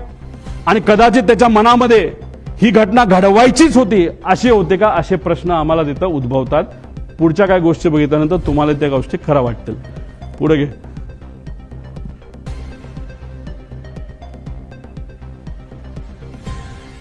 ऐका, दरवेळेचा जो आवाज असतो विमानाचा, आम्हाला तिथं आता धावपट्टी जवळ असतो आम्हाला माहिती की विमानाचा कसा आवाज असतो. पण त्या दिवशीचा इतका कर्कश आवाज होता, त्यामुळे आमच्या गावातली बरेचसे महिला पोरं ही सगळी रस्त्यावर येऊन बघत होती की आज विमानाचा असा का आवाज येतोय. आणि गावाला एक रेटी घालून परत विमान धावपट्टीच्या दिशेने उतराय गेलं, पण त्याच वेळी आमच्या गावातनं उतरताना आमच्या गावात एक मंदिर आहे, त्या मंदिराच्या कळसाला सुद्धा टेकायची काही लोकांना शक्यता होती. पुढे घे. म्हणजे विमान लँड होण्यापूर्वी जे गाव आहे त्या गावाच्या कळसाला विमान घासून गेलं. म्हणजे 1 मिनिट जो ट्रान्सपॉन्डर बंद झाला होता शेवटचा, जे सॅटेलाइटचे कनेक्शन हे मुद्दामून तोडण्यात आलं होतं ट्रान्सपॉन्डर बंद करून, असं आमचं मत आहे. याच्यामध्ये नॉर्मली एमिंग पॉईंट हा पुढे असतो, त्यानंतर मग सेंट्रल लाईन बघितली जाते, लँडिंग डेझिग्नेटर असतो थ्रेशोल्ड, याच्यावर लँड करायचं नसतं, याच्या पुढेच लँड करावं लागतं. आणि ही जर बारामतीची साईड बघितली, थ्रेशोल्ड इथे आहे. आता 1 मिनिट जे ट्रान्सपॉन्डर बंद केला तर त्याचा जर आपल्याकडे डेटा आला असता तर हे बंद पडलं विमान असं आपल्याला जे दिसतं ते जर झालं नसतं, तरी आमचं असं मत आहे की हे विमान इथं येऊन धडकलं असतं. मग कदाचित असं होतं का की इंटेन्शनच होतं विमान लँड करायचं ना, क्रॅश करायचं. कारण तुम्ही 29ला तुमच्याकडे संधी असताना तुम्ही सारखं सारखं या डोंगराळी भागाकडे का जात होता, आणि जर तुम्ही एवढ्या लो आला होता मग कुठंतरी तुम्ही जर ते तिथं बंद पडलं नसतं, नाही तर ते एका बाजूला गेलं नसतं, तर तसंही ते जाऊन विमान तिथं धडकू शकलं असतं, असं आम्हाला त्या ठिकाणी भीती आहे. नाही तर आम्हाला त्याबद्दलची त्या ठिकाणी शंका आहे. म्हणजे थ्रेशोल्डच्या खाली म्हणजे हे अनेक असे प्रश्न, म्हणजे एमिंग पॉइंट हा तो तिथली शेवटची बाजू म्हणजे डोंगराळी बाजूच एमिंग पॉइंट होतं का, असा प्रश्न त्याच्यामध्ये आहे. आणि त्याच्यातच तो पॉइंट समोर येत असताना कदाचित असंही होऊ शकतं, जेव्हा पाठकाला ते कळालं, त्या ज्या मॅडम होत्या त्यांनी कदाचित मग विमान एका बाजूला ओढण्याचा प्रयत्न केला. काय हे जोपर्यंत ब्लॅक बॉक्स आपल्याला मिळत नाही, जोपर्यंत आपल्याला कम्युनिकेशन त्या कॉकपिटमध्ये काय झालं हे जोपर्यंत कळत नाही, जोपर्यंत इक्विपमेंट मुवमेंट तिथे कळत नाही, तोपर्यंत ह्या गोष्टी आपल्याला कळणार नाही. त्यामुळे ह्या गोष्टींकडे खऱ्या अर्थाने लक्ष देण्याची जरूरत आहे. पुढे आता ह्याच्यामध्ये आपण जर बघितलं तर तुम्ही सुद्धा गाडी चालवत बाहेर जावा, एखादं कुत्रं मध्ये आलं, माणूस मध्ये आला आणि तुम्हाला माहिती आहे आता तुमचा ऍक्सिडेंट होणार आहे, कितीही तुम्ही शांत असला तरी तुम्ही एखादी शिवी द्याल, तुम्ही चिडाल, तुम्ही त्याकडे रागवून बघाल, काहीतरी तुम्ही कराल. आता याच्यामध्ये आपल्यासारखं म्हणजे सामान्य लोकांसारखं कुणी रिॲक्ट केलं, जेव्हा 8:43:55 फील्ड इन साईड जेव्हा पाठक मॅडम त्या ठिकाणी बोलल्या, तेव्हा तिथं 8:44:13 म्हणजे जेव्हा ते टिल्ट झालं तेव्हा मॅडम म्हणाल्या होत्या ओ शिट ओ शिट. हे त्यांचं रिॲक्शन आहे, हे त्या मॅडमचं रिॲक्शन आहे, को पायलटचं रिॲक्शन आहे. पण या पुऱ्या 5 मिनिटांमध्ये जेव्हा तो पीटीटी दाबला गेला होता, त्या पीटीटीत जेव्हा दाबलं जातं तेव्हा फक्त को पायलटचा आवाज येत नसतो, पायलटचाही आवाज येत असतो. पायलट जर गाणं गात असेल, काय सुंदर सिनरी आहे, काय झाडं आहेत, काय झुडपं आहेत, असं पायलट बोलला तरी त्या पीटीटी मध्ये तो आवाज रेकॉर्ड होतो. आम्हाला जे कळलंय त्या मेन पायलटचा आवाज कुठेही तिथं येत नव्हता. मग पायलट झोपला होता का डोज ऑफ झाला होता का वेगळंच काहीतरी झालं होतं का मुद्दामून त्याच्या मनामध्ये एक निश्चय त्याचा होता की आता आपल्याला हे विमान काही झालं तरी जमिनीवर त्या ठिकाणी घेऊन जायचं आणि ऍक्सिडेंटच घडवायचा, असे अनेक प्रश्न निर्माण होतात. त्यामुळे ब्लॅक बॉक्स मधून माहिती आणणं हे महत्वाचं आहे. ही नॅचरल रिॲक्शन होती, ओ शिट. तिथं मेडे मेडे बोलावं लागतं, पण मेडे मेडे बोलण्याची सुद्धा मानसिकता त्या मॅडमची नव्हती. का? कारण का त्यांना या गोष्टीचं कदाचित काहीच माहित नव्हतं. जेव्हा विमान हाताबाहेर गेलं, नाहीतर तिथं एक सर्किट ब्रेकर नावाचा एक बटन असतं, ते जर बटन बंद केलं तर विमानाच्या सगळ्या गोष्टी बंद होतात आणि विमान ज्या पद्धतीने एखादी बाटली आपण असं फेकू त्या पद्धतीने ते तिथं पडतं, जे तिथं पडताना आपण सगळ्यांनी बघितलेलं आहे. आणि त्यानंतर 11 सेकंद नाही तर 8 सेकंद नंतर हे क्रॅश झालेलं आहे. म्हणजे 8 सेकंदाचा त्याच्यामध्ये गॅप आहे. बटन जेव्हा शिफ्ट केलं गेलं तेव्हाच त्या पाठक मॅडमला, ज्या तज्ज्ञ होत्या पायलटच्या, आणि एक गोष्ट तुम्ही समजून घ्या, माझ्या माहितीनुसार हे क्रॉस व्हेरीफाय करावं लागेल, हे कपूर 16,000 तास दिसत असले तरी पाठक मॅडम ज्या 1600 तासाचं त्यांचं फ्लाइंग आहे ते फक्त लेअर जेटवर झालं होतं. आणि हे जे आहे आपले कपूर यांचं फ्लाइंग हे वेगळ्या वेगळ्या विमानात झालं होतं. त्यांचा अनुभव कदाचित लेअर जेटवर त्या पाठक मॅडमपेक्षा कमी होता आणि ते कॅप्टन इन कमांड जेव्हा कमर्शियल एअरलाईन मध्ये होते तेव्हा कॅप्टन इन कमांड ते नव्हते, नजीकच्याच काळामध्ये कॅप्टन इन कमांड ते झाले होते, असं कुठंतरी शंका नाही तर काही प्रमाणात काही लोकांकडनं माहिती आम्हाला आलेली आहे. त्याची माहिती घेऊन त्या डिटेलमध्ये जाणं हे अतिशय महत्त्वाचं आहे. त्यामुळे दादांचा दौरा का बदलला, विमानाची वेळ बदलली गेली का, पायलट खरंच बदलले का बदलले, असे काही प्रश्न आहेत. मग त्यानंतर केंद्रीय विमान मंत्रालयाचा अहवाल आलाय का, एटीसी ट्रान्सक्रिप्ट, आणि या अहवालामध्ये का त्याच्यामध्ये डिस्परन्सी आली, का त्याच्यामध्ये फरक आलेला आहे, मधील वेळेची विसंगती का आली, पायलट रडारचा 1 मिनिट आधीच ते जो ट्रान्सपॉन्डर आहे तो का बंद झाला, का बंद केला गेला, व्हिजिबिलिटी कमी असताना सुद्धा टेक ऑफ का झालं, जर टेक ऑफ पुण्याचं एअरपोर्ट बॅकअप पकडून केलं असेल तर लँड करण्याचा प्रयत्न का तिथं झाला, असा आमचा प्रश्न आहे. रनवे 29 अवेलेबल असताना, सेफ असताना, फ्लॅट असताना, कुठलंच टेन्शन तिथं नसताना, तिथं सूर्याचा पण त्रास नसताना सारखं मला रनवे 11च पाहिजे असं का त्या ठिकाणी सांगण्यात आलं. आधीच विमान कमी उंचीवर आणले गेले होते का, त्यानंतर शेवटच्या काही मिनिटात पायलट काहीच, जो मेन पायलट आहे, एवढी घटना जमीन जवळ येते, विमान टिल्ट होतंय, तिथं बंद पडतंय विमान, तरी तुम्ही काहीच बोलत नाही, याचा अर्थ काय. तर याचा अर्थ जर काढायला गेलं तर मी सामान्य परिवारातला एक व्यक्ती म्हणून, नाही तर सामान्य व्यक्ती ज्याचं टेक्निकल बॅकग्राऊंड कुठलंच नाही, मला असं वाटतं की हा अपघात नाही, हा 100% त्याच्यामध्ये घात असू शकतो. आणि हीच माहिती आम्हाला सगळ्या इन्व्हेस्टिगेशन एजन्सीजकडनं पाहिजे. पण मग इन्व्हेस्टिगेशन एजन्सी, सरकारी एजन्सी हे योग्य पद्धतीने काम करू शकतं का, करू शकतं. पण लोकांच्या मनामध्ये शंका आहे. काही दिवसांपूर्वी माजी अधिकारी ज्यांनी अजितदादांवरच टीका केली होती, त्या अधिकाऱ्याने सुद्धा सांगितलं की ठीक आहे, दादांचं माझं एवढं चांगलं नव्हतं, पण मग एन्क्वायरी करत असताना जर सरकारीच एजन्सी करणार असेल तर त्यांना जसं पाहिजे तसंच ते एन्क्वायरी करू शकतात.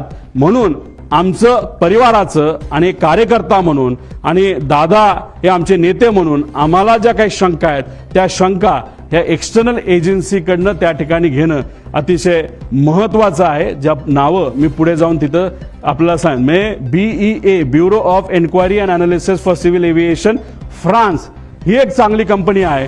त्यानंतर AAIB UK ही दुसरी एक चांगली कंपनी आहे. नॅशनल ट्रान्सपोर्टेशन सेफ्टी बोर्ड, कारण का ही कंपनी बंबार्डियर ही कॅनेडियन कंपनी आहे, पण हे विमान मॅन्युफॅक्चर अमेरिकेत झालंय.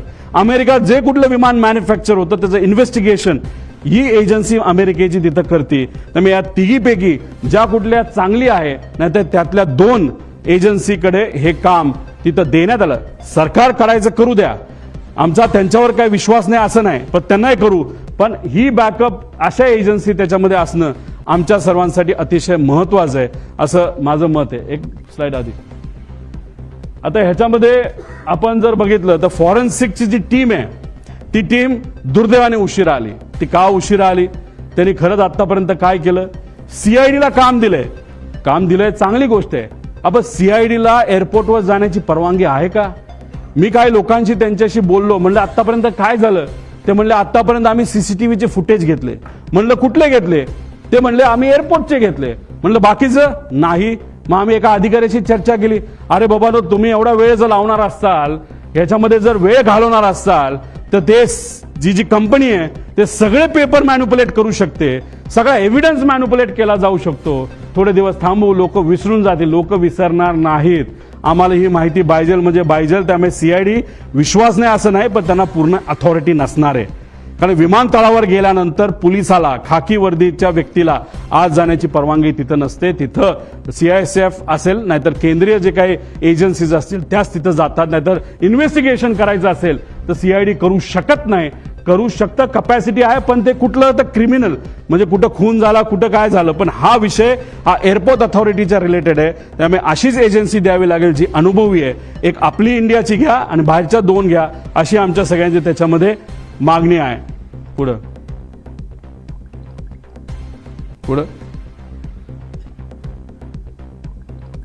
हे सगळे विषय आहेत.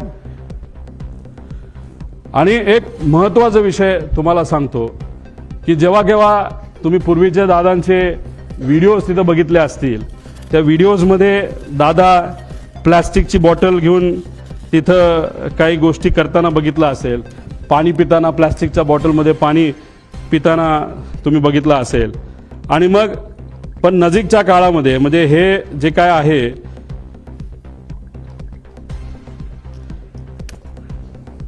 आता हे जे काय झालं ते झालं. ही गोष्ट कदाचित दादांच्या मनामध्ये असावी की कधीही काही होऊ शकतं. त्यामुळे गेल्या काही महिन्यांमध्ये दादा प्लॅस्टिक बॉटलवरनं दादा अशा बॉटलमध्ये त्या ठिकाणी आले होते.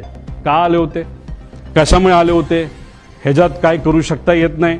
म्हणून तुमचे नजीकच्या काळामधले काही महिन्यातले जर तुम्ही त्यांचे व्हिडिओज बघितले, मागे सिक्युरिटीचा अधिकारी असतो उभा, तो सुद्धा त्यांचा विश्वासू, त्याच्या हातामध्ये काचेची बाटली असते आणि ती काचेची बाटली अशीच नसते, ती बऱ्याच वेळा चेक केलं जातं आणि त्यानंतर त्यांच्या हातामध्ये ती बाटली असायची. मग दादा प्लॅस्टिक बाटलीवरनं दादा या बाटलीवर का आले असाही प्रश्न पडतो. जेव्हा माझ्या एका मित्राली हेलिकॉप्टर घेतलं होतं, मी दादांना सांगत होतो, दादा माझ्या मित्राला एक हेलिकॉप्टर घेतलंय. म्हणलं चांगला आहे, तो तुझा विश्वासू आहे का? म्हणलं हो आहे. मग त्याचंच हेलिकॉप्टर तू वापर, बाहेरून तू घेऊ नको. आम्ही आत्ताच्या काळामध्ये बरंच काही वेगळं ऐकलेलं आहे. आता ह्याच्यातून ते मला काय सांगण्याचा प्रयत्न करत होते मला तर ते काय माहीत नाही. दादांनी त्यांच्या काही जवळच्या लोकांना ज्यांची आर्थिक परिस्थिती बरी आहे, चांगला व्यवसाय आहे, त्यांना सांगितलं होतं की पुढच्या काही महिन्यांमध्ये तुम्हाला विमान घ्यावं लागेल आणि ते विमान तू घे म्हणजे मला ते वापरता येईल. हे का ते काय बोलत होते कसं काय, शेवटी आत्ता दादांबरोबर झालेले काय सगळे संभाषण हे तिथं माझ्या ध्यानामध्ये त्या ठिकाणी एका टेपसारखे तिथं पळत आहेत, जात आहेत. त्यामुळे काचेच्या बाटलीपासून पार विमान स्वतःचं त्या ठिकाणी असावं, या सगळ्या गोष्टी त्यांच्या मनामध्ये का होत्या हे आज तरी आपल्या सगळ्यांना त्या ठिकाणी विचारता येणार नाही. फक्त एवढंच आहे, माझा काका, आमचे नेते, आमचे दादा आज आमच्या सर्वांच्या मध्ये नाही आहेत. पण ते का नाहीत, कशामुळे झालं, कुणी केलं, जर केलं असेल तर कसं घडलं, का केलं गेलं याची माहिती मला नाही तर अख्ख्या महाराष्ट्राला त्या ठिकाणी माहिती पाहिजे. कारण का आम्ही आमच्या दादाला, आमच्या काकाला आम्ही मिस करतो. आणि नक्कीच मी एक तुम्हाला सांगतो, जर अशा पद्धतीने आपण जर इन्व्हेस्टिगेशन केलं तर सत्यमेव जयते, आपल्याला विजय या रिसर्चच्या बाबतीत त्या नक्कीच त्याला यश आल्याशिवाय राहणार नाही असं आमच्या सगळ्यांचं त्याच्यामध्ये मत आहे. त्यामुळे या रिलेटेड राजकीय कुठलाही प्रश्न आजच्या दिवशी तिथं घेतला जाणार नाही. राजकीय प्रश्नांबाबत आणि राजकीय विषयांबाबत 12 तारखेला कुठं आणि कशी प्रेस तिथं घेणार आहे याबद्दलची माहिती आज संध्याकाळी आपल्या सर्वांना सोशल मीडियाच्या माध्यमातून मी नक्कीच सांगेन. तुम्ही ठरवा सगळ्यांना एकसाथ बोलायचं आहे का एक एक बोलणार आहे तर मला बोल.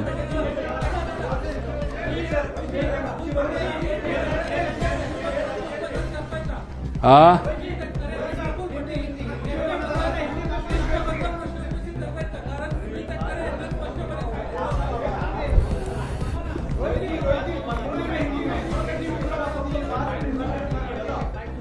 तुम्ही ठरवा.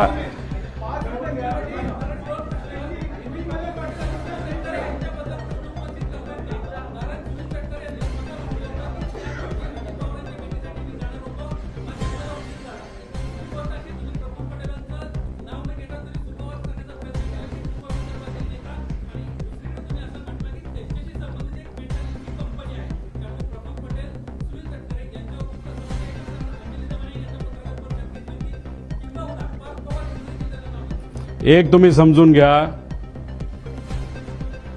हा अपघात होता का घात होता असा प्रश्न तुम्ही केला तर आमची शंका म्हणजे माझी आणि असंख्य महाराष्ट्रातल्या लोकांची शंका आहे की हा घात होता. आत्ता तुम्ही जर प्रेझेंटेशन बघितलं असेल तर 60-70 पानाचं मी प्रेझेंटेशन केलं. एक एक गोष्ट जी घडली, कशी घडली, कोण बैठकीला आलं होतं, कोणाचं विमान होतं, कोणाचं काय होतं, जी काय माहिती आमच्यापर्यंत आली ती माहिती ही तुमच्यापर्यंत पोहोचवलेली आहे. या प्रेझेंटेशनच्या माध्यमातून यांच्यावर ऑब्जेक्शन घेतोय, शंका घेतोय का त्यांच्यावर शंका घेतोय असं अजिबात कुठंच नाही. मी वस्तुस्थिती तुम्हाला सांगितली. पण या बाबतीत विमान कंपनी जी VSR आहे, ॲरो नावाची हँडलिंग कंपनी आणि जो कपूर नावाचा पायलट होता, या 3 कंपन्या आणि व्यक्तीवर आमची शंका आहे.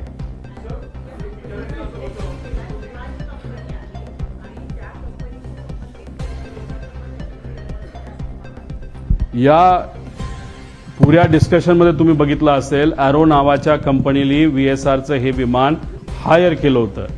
ते सरकारी GR प्रमाणे केलं होतं. साई आणि ॲरो या 2 कंपन्या यांनाच तिथं कॉन्ट्रॅक्ट दिलेलं आहे की VIPंना विमान देण्याचं. आणि मग 15 ते 31 तारखेपर्यंत ॲरोची जबाबदारी त्याच्यामध्ये होती. ॲरोने ते बुकिंग केलं होतं. तो कोण पवार का कोण नावाचा जो माणूस आहे तो हँडलर आहे, तो ॲरोचा हँडलर आहे. त्यांनी सांगितलं होतं की व्हिजिबिलिटी ऑल ओके. म्हणजे कुठे ते मिसरिप्रेझेंटेशन झालं. ती कंपनी कोणाची कशी अजूनपर्यंत मला तरी काय माहिती मिळालेली नाही. पण बऱ्याच राज्यामध्ये आज जे कुठले सत्तेत आहेत त्या राज्यांबरोबर ती कंपनी काम करते असं मात्र त्या ठिकाणी आम्हाला कळालेलं. म्हणजे बऱ्याच मोठ्या लोकांचा त्यांचा संपर्क नाही तर ओळख असावी असं वाटतंय. सर, तुम्ही म्हणालात की CID ही कॉम्पिटंट एजन्सी नाही या प्रोब करता. तुम्ही ह्याच्यात हायकोर्ट और सुप्रीम कोर्ट मॉनिटर्ड प्रोबची स्पेसिफिक डिमांड करताय का? DGCAवर आमचा विश्वास आहे. पण हे बघा, एक तुम्ही समजून घ्या, सरकारवर आमचं ॲलिगेशन नाही, कोणावर ॲलिगेशन नाही. पण ज्या गोष्टी घडल्या असाव्यात, अशा पद्धतीने काय गोष्टी झाल्या असाव्यात, या पद्धतीची आमची शंका आहे. ती शंका पूर्ण करत असताना CID बद्दल आपल्या सगळ्यांना माहिती आहे. आता तिथं विमानाच्या म्हणजे एअरपोर्टवर पोलीस अधिकाऱ्यांना अलाउड नसतं. मग CID ह्या गोष्टी कशा करू शकतं? कारण हे शेवटी एक्सपर्ट ओपिनियन याच्यामध्ये लागणार आहे. मग एक्सपर्ट ओपिनियन कोणाकडे? अशा भारताच्या बाहेरच्या 1-2 कंपन्या तुम्ही हायर करा. या इन्व्हेस्टिगेशनमध्ये त्यांना तुम्ही ताकद घ्या. DGCAला सुद्धा एक टीम तुम्ही त्या ठिकाणी तयार करा. आणि अजून एक गोष्ट, ब्लॅक बॉक्स जेव्हा तुम्ही त्याचा अभ्यास कराल, त्याचं जे पूर्ण रेकॉर्डिंग आहे, कारण गुजरातला जो ॲक्सिडेंट झाला त्याचं पूर्ण रेकॉर्डिंग पब्लिककडे मिळालेलं नाही. सिलेक्टेड गोष्टींचं रेकॉर्डिंग बाहेर आलेलं आहे. आमची मागणी आहे, ब्लॅक बॉक्समधलं जे कुठलं तिथं रेकॉर्डिंग आहे, जे पूर्णपणे परिवारातल्या एका व्यक्तीला नाहीतर काही ठराविक लोकांना एक्सपर्ट बरोबर ते बघण्याची संधी सरकारकडनं त्याच्यामध्ये देण्यात यावी. आणि त्याच्याच बरोबर जे काही डिव्हाइसेस नाहीतर जी काही तिथं इक्विपमेंट्स होती त्याची जी मुवमेंट असेल ती सुद्धा आम्ही एखाद्या तज्ज्ञाकडनं त्या ठिकाणी त्याचा अभ्यास करू. त्यामुळे CIDवर आम्ही आक्षेप घेत नाही. पण कधी कधी काय होतं, एका एजन्सीचं नाव दिल्यानंतर सामान्य लोकांना असं वाटतं अरे CID का बघते, कारण का एका मोठ्या सिरियलचं नाव CID होतं तर लोकांना वाटतं लय भारी काम, ते चांगलंच काम करतात. पण या टिपिकल घटनेबद्दल ते चांगलं काम करतील, कारण का हे त्यांचं एक्सपर्टीज नाही. म्हणून जे एक्सपर्ट आहेत, डॉक्टर जर हृदयाचा असेल तर हृदयाच्याच डॉक्टरकडे जावं लागतं, डोळ्याच्या डॉक्टरकडे जाऊन चालत नाही, असं आमचं मत आहे. गेल्या 10 दिवसामध्ये तुम्ही सांगितल्याप्रमाणे गेल्या 10 दिवसामध्ये फक्त CCTV चेक करतायत, ते सुद्धा एअरपोर्टवरचेच. त्यामुळे कुठेतरी सरकार सुद्धा या चौकशीच्या घेऱ्यामध्ये आहे की या सगळ्या जी दुर्घटना झालेली आहे त्या दुर्घटनेमध्ये सरकार सुद्धा चौकशी पूर्णपणे लवकरात लवकर करावी याच्यापासून दूर पळतंय. कुठेतरी काही प्रमाणात राजकीय दृष्टिकोनातून नाही, पण व्यावहारिक दृष्टिकोनातून कंपनीकडनं काय गोष्टी दाबण्यात येतात असं आमचं त्याच्यामध्ये मत आहे. CCTV फुटेज मुंबई एअरपोर्टचं अजूनपर्यंत घेतलं असं मला वाटत नाही. त्यांनी कुठलं एअरपोर्टचं घेतलं तर बारामती एअरपोर्टचं घेतलेलं आहे. अतिशय स्लो पद्धतीचा इन्व्हेस्टिगेशन हे दुर्दैवाने आता चालू आहे असं आपल्याला म्हणावं लागेल. आतापर्यंत बऱ्यापैकी कन्क्लुजन व्हायला पाहिजे होतं. महाराष्ट्राचा, या देशातलं सगळ्यात प्रगतिशील राज्य, त्याचा उपमुख्यमंत्री, या राज्यातला सर्वात जे काही प्रमुख 3 मोठे नेते असतील त्यातला एक नेता हा एका अपघातात त्या ठिकाणी मृत्युमुखी पडतो. आणि त्याच्या बाबतीत तुम्ही काही जर तिथं इन्व्हेस्टिगेशन करत नसाल, नाही तर संत गतीने करत असाल, तर असं थोडंसं दिसतं की या इन्व्हेस्टिगेशनमध्ये काही लोकांना कदाचित रसच नाही. पण अशी गोष्ट दिसू नये. मॅन्युप्युलेशन होण्यापूर्वी आणि मॅनेज होण्यापूर्वी इन्व्हेस्टिगेशन पूर्ण झालं पाहिजे. 2023 सारखं जर झालं तर हे फार घातक ठरेल. दुसरी गोष्ट, VSRचे सगळे कॉन्ट्रॅक्ट कॅन्सल करण्यात यावे. अजून सुद्धा VIP त्यांच्याच विमानाने तिथे ट्रॅव्हल करतायत, त्यांच्या सुद्धा जीवाला धोका हा होऊ शकतो. त्यामुळे त्याच्या सगळ्या सर्व्हिसेस तुम्ही कॅन्सल करा आणि सगळ्या लोकांना तुम्ही ताब्यात घेऊन प्रॉपर इन्व्हेस्टिगेशन करा असं आमचं मत आहे.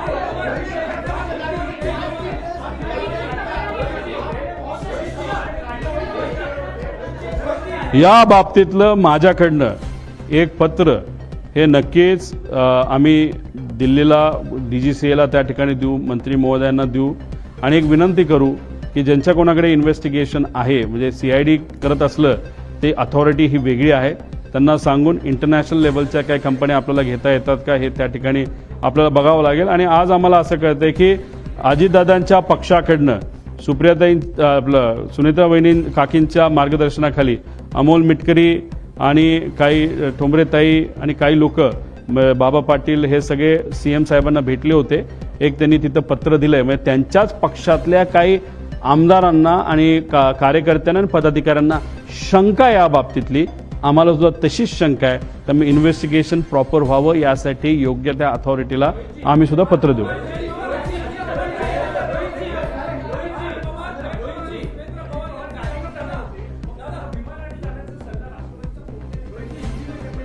मगाशी तुम्हाला सगळं मी त्या ठिकाणी सांगितलेलं आहे.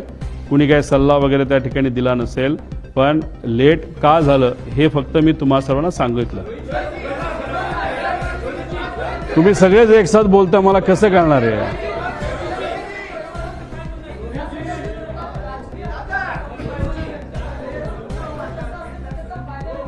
या विषयाचं मला कुठेही राजकारण तिथं करायचं नाही. मी कुठंच काय तिथं बोलत नाही की कुठल्या राजकीय पक्षाचं याच्यामध्ये इन्व्हॉल्वमेंट आहे. याच्यामध्ये नक्कीच घात झाला एवढं मात्र त्या ठिकाणी मी म्हणतो. कसं झालं, का झालं, कोणामुळे झालं, काय झालं हे लोकांसमोर आलं पाहिजे आणि इन्व्हेस्टिगेशन ही प्रॉपर त्या ठिकाणी झाली पाहिजे. एवढंच या प्रेझेंटेशनच्या माध्यमातून मी सांगण्याचा प्रयत्न करतो. मराठीचे शेवटचे 2 प्रश्न घ्या, म्हणजे मी हिंदीत बोलतो. दोन मराठी.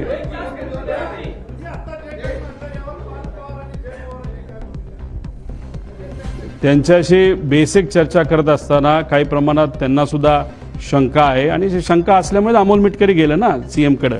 त्यांच्याच पक्षातले आमदार आणि कार्यकर्ते, मग ते का गेले असतील? शंका असल्याशिवाय ते जाणार नाही. त्यांना शंका आहे, माझ्याकडे मला पण शंका आहे. थोडा मी अभ्यास जास्त केलेला आहे, तो मात्र तुमच्यासमोर सगळ्यांसमोर तिथे दिलेला आहे.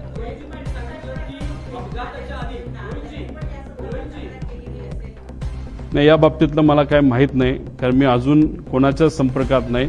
तुम्ही सर्वजण अभ्यासू पत्रकार असल्यामुळे चांगलं प्रेझेंटेशन व्हावं यासाठी मी प्रेझेंटेशनकडेच जास्त लक्ष देऊन होतो.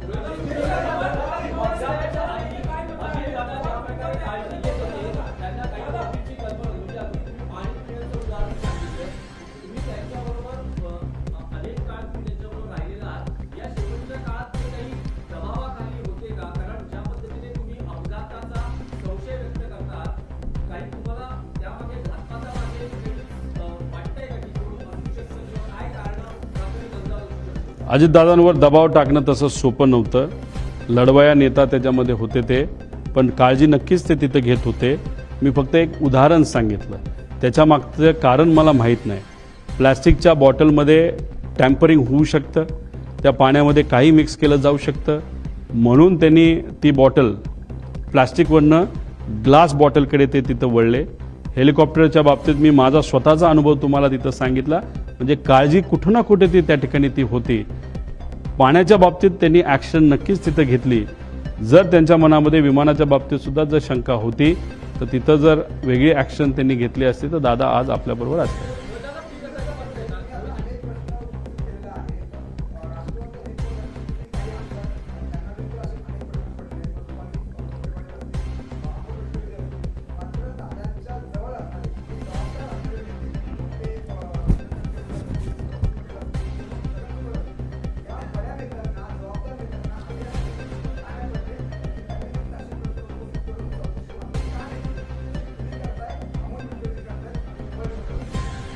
त्या सर्व नेत्यांना जी कुठली सत्ता आज आपली आहे या राज्यामध्ये ती मेंटेन करण्यासाठी ती सत्ता तशीच राहावी यासाठी त्या पक्षाचे प्रमुख नेते म्हणून त्यांना कदाचित ती गोष्ट थोडीशी जास्त महत्त्वाची वाटली असावी. आणि हीच गोष्ट करत असताना कुठंतरी मेन विषयाकडे लक्ष न जाता दुसऱ्याच विषयाकडे त्यांचं लक्ष गेल्यामुळे कदाचित काकींची इच्छा नसताना सुद्धा शपथविधीला सुद्धा काही प्रमाणात घाई ही त्यांच्याकडनं तिथं झाली. सगळ्यांच्या प्रायोरिटी आणि महत्त्वाच्या गोष्टी वेगळ्या असतात. आम्ही आज दुःखात आहोत. आम्हाला माहिती पाहिजे की काका आमचे दादा हा जो ॲक्सिडेंट झाला तो कशामुळे झाला ही आमची प्रायोरिटी आहे. हे आमच्यासाठी महत्त्वाचं आहे. आणि हीच गोष्ट काकींसाठी सुद्धा महत्त्वाची आहे, पार्थ आणि जयला पण महत्त्वाची आहे.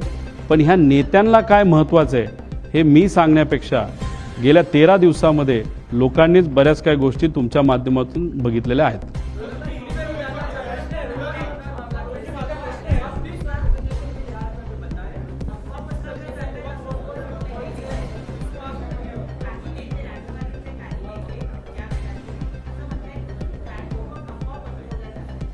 रोहित पवार एवढ्या मोठ्या कॅमेराच्या संख्येसमोर आणि एवढ्या अभ्यासू मराठी पत्रकारांच्या समोर प्रेझेंटेशनच्या माध्यमातून काय गोष्टी जर पुढे त्या ठिकाणी सांगत असतील तर ह्याला अफवा म्हणत नाही, ह्याला रोकटोक प्रेस कॉन्फरन्स त्या ठिकाणी म्हणतात. आणि त्यांच्यात आणि आमच्यात हाच फरक आहे. ते काय काय म्हणे ना, आम्हाला काही घेणं देणं नाही. ते जे कुठले नेते असतील 4-5 त्यांचा पक्षच वेगळा आहे आणि आमचा पक्ष वेगळा आहे. काका मात्र आमचे त्या ठिकाणी गेलेले आहेत. त्यामुळे काकांच्या बाबतीत काय घडलं हे मला तरी माहिती पाहिजे. त्यांना माहिती नको असेल तर तो त्यांचा विषय आहे.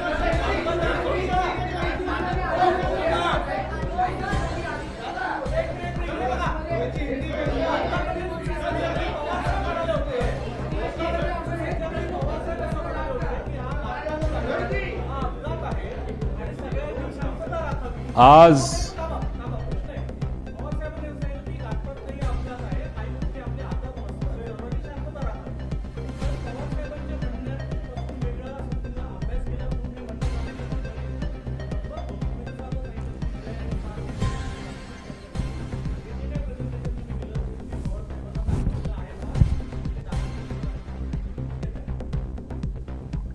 साहेबांनी जे कुठलं स्टेटमेंट त्या ठिकाणी दिलं ते 28 तारखेला माझ्या अंदाजाने 12-1च्या दरम्यान तिथं दिलं असेल.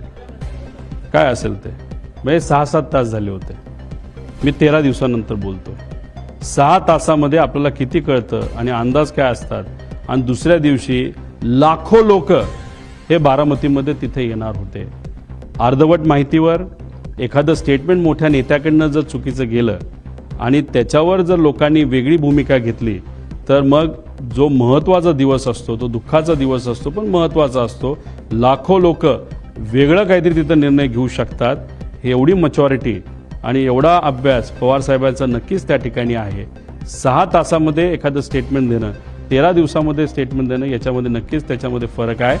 काल पवार साहेबांशी मी बोलणार होतो पण तब्येतीचं कारण असल्यामुळे त्या ठिकाणी मला त्यांना ते प्रेझेंटेशन दाखवता आलं नाही. आणि दुसरी गोष्ट तुम्हाला सांगतो की रोहित पवारने आजपर्यंत जे काय मीडियामध्ये स्टेटमेंट दिलेले आहेत, जे काय प्रेस कॉन्फरन्सेस घेतलेले आहेत, याच्यामध्ये मी कोणाची परवानगी त्याच्यामध्ये घेतलेली नाही.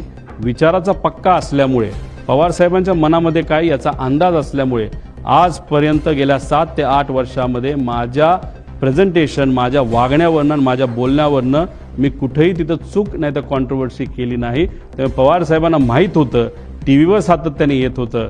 पण साहेबांचा माझ्यावर विश्वास असल्यामुळे साहेबांनी मलाही विचारलं नाही आणि मी त्यांना हे प्रेझेंटेशन तिथं दाखवलेलं नाही.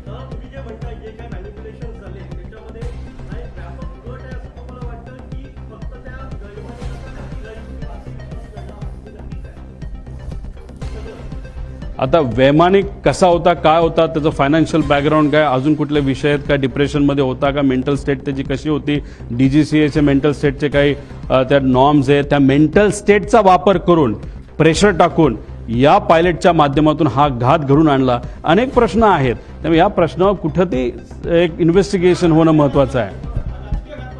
मी मगाशी तुम्हाला सांगितलं इथं मला राजकीय कुठंच काय बोलायचं नाही. घातपात आहे का तर त्याची शंका 100% आहे. राजकारण हे मी आणत नसल्यामुळे राजकीय आहे का नाही याचा मी विचार सुद्धा केलेला नाही.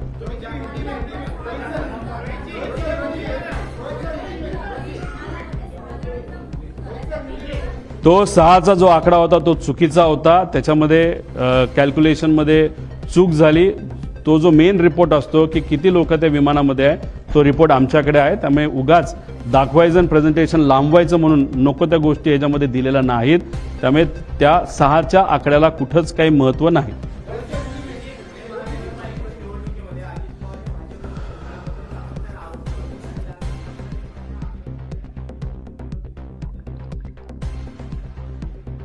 राजकीय या घटनेबद्दल राजकीय भूमिकेतून मी कुठंच तिथं त्या ठिकाणी बोलणार नाही. बोलायचं झालं तर फाईल वगैरे या बऱ्याच गोष्टी आपल्याला बोलता येईल पण त्याला काय अर्थ नाही. कारण सरकारमध्ये असणारे सर्व नेते जे आज सत्तेत आहेत त्यांची सुद्धा नक्कीच इच्छा असावी ही घटना घडली कशी आणि उद्या घडू नये याच्यासाठी सुद्धा त्यांनी काय करावं या बाबतीत लक्षात इथं घ्यावी.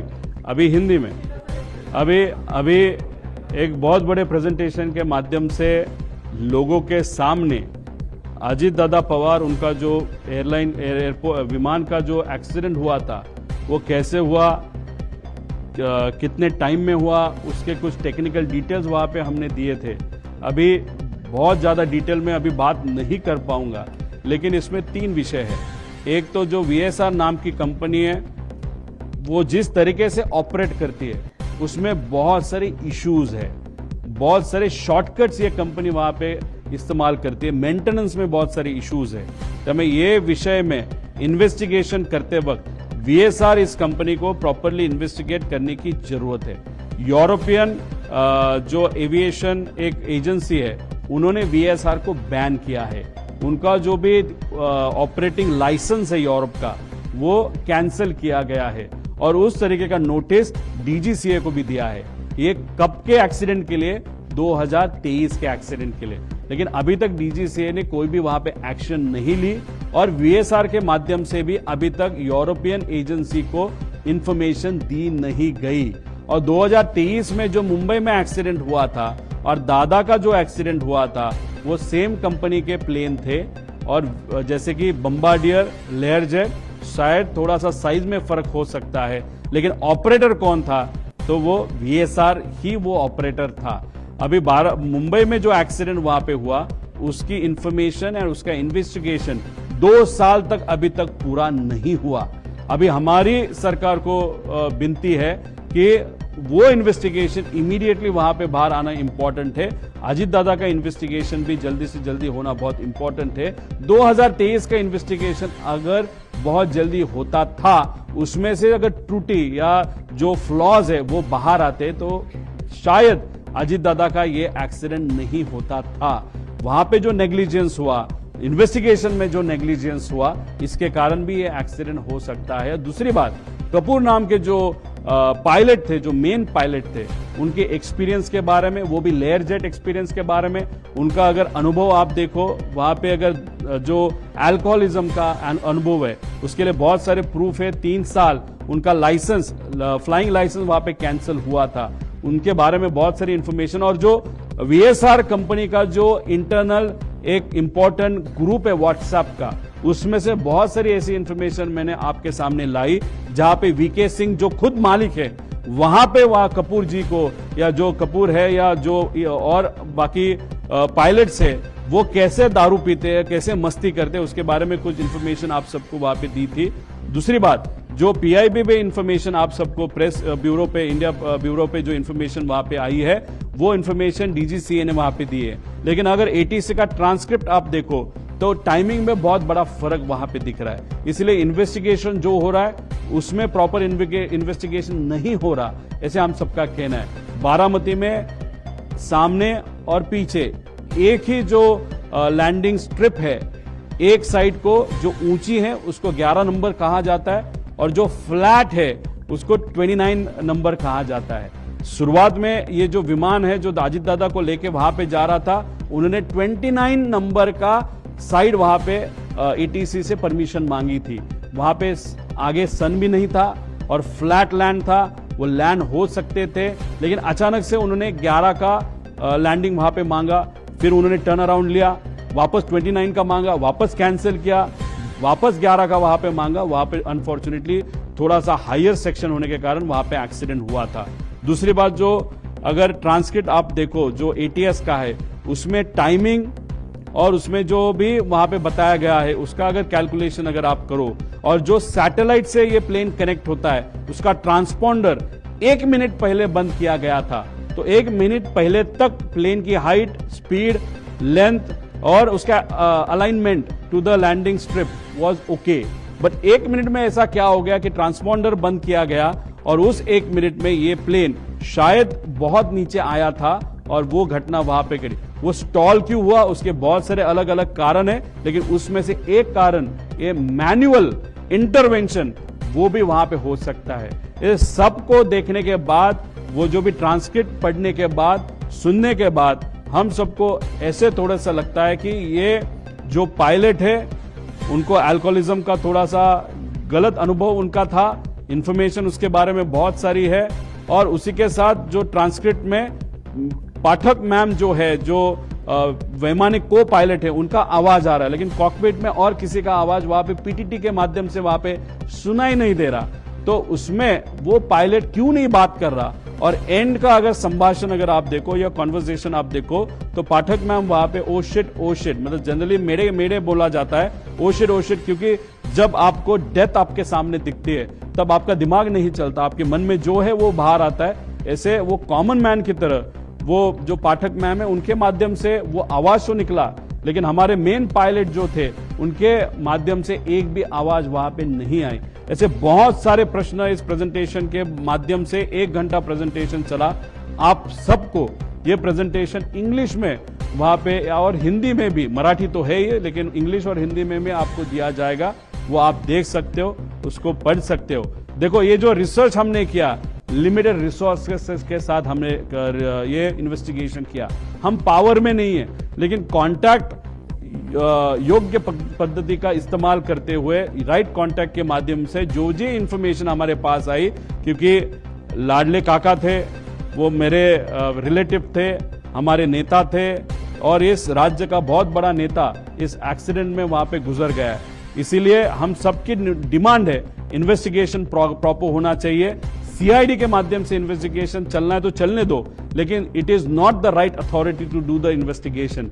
इन्वेस्टिगेशन करना है तो यूरोपियन, यूएस बेस्ड या फ्रांस या यूके बेस्ड ऐसे एजेंसी को वहां पे लाने की वहां पे जरूरत है। डिटेल इन्वेस्टिगेशन होने की वहां पे जरूरत है, और हम सबको ऐसे लगता है it was not an accident but it was plan accident, ऐसे हम सबको लगता है।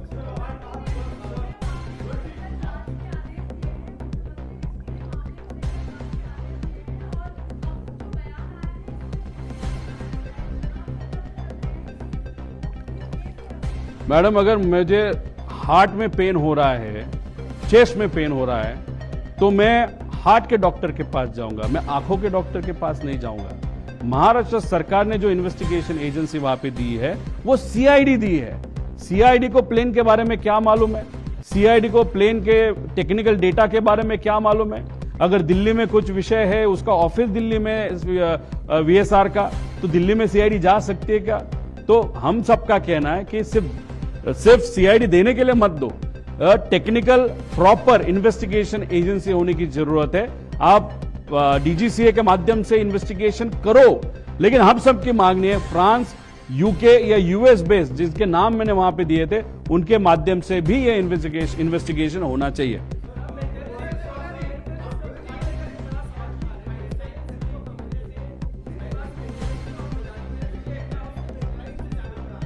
%100% मेंटेनेंस के बारे में इस कंपनी के माध्यम से नेग्लिजेंस वहां पे हुआ है। इस कंट्री में सिर्फ 2 एमआरओज है, और एक थर्ड एमआरओ जो है वो प्राइवेटली इस कंपनी का एमआरओ वहां पे था। अभी ये एमआरओ में कौन काम कर रहा था, ये जो वीएसआर है, लेकिन ये सिर्फ खुद के लिए ये एमआरओ इस्तेमाल करते थे, इसलिए वो मेंटेनेंस का क्वालिटी स्टाफ, ये स्टाफ कहां से आया है, कहां पे काम किया, क्या अनुभव है, ये सब कुछ जानने की जरूरत है। इसलिए ये पूरा जो चेन है, क्वालिटी का भी, पायलट का भी, और जो एक्स अधिकारी या पायलट इस कंपनी में जो काम करते थे, उनको भी इन्वेस्टिगेट करके उनसे भी इंफॉर्मेशन निकालने की जरूरत है।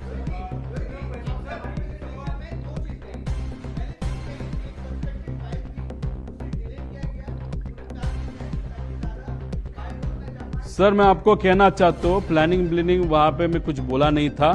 मेरा कहना इतना ही है, अगर दादा का प्रेफरेंस अगर आप देखो तो उनका प्रेफरेंस रोड ट्रैवल होता है। 27 तारीख को दोपहर को कैबिनेट का मीटिंग होने के बाद 3-4 घंटा दादा ने खुद के ऑफिस के लिए, पार्टी के लिए, पार्टी के नेताओं के लिए और उनके ऑफिस का या पार्टी के जो पदाधिकारी है या जो ऑफिस का स्टाफ है उनके लिए वहां पे दिया था। अभी अगर 5 तक 5:30 तक जैसे प्लान मीटिंग्स थे, वो मीटिंग्स अगर होती थी तो दादा गाड़ी से पूना तक, और पूना दूसरे दिन 28 को सुबह पूना से बारामती तक वहां पे पहुंच सकते थे। डिले किसके कारण हुआ वो इंफॉर्मेशन मैंने आप सबको दी. It is just an information, that is not an allegation. Please note.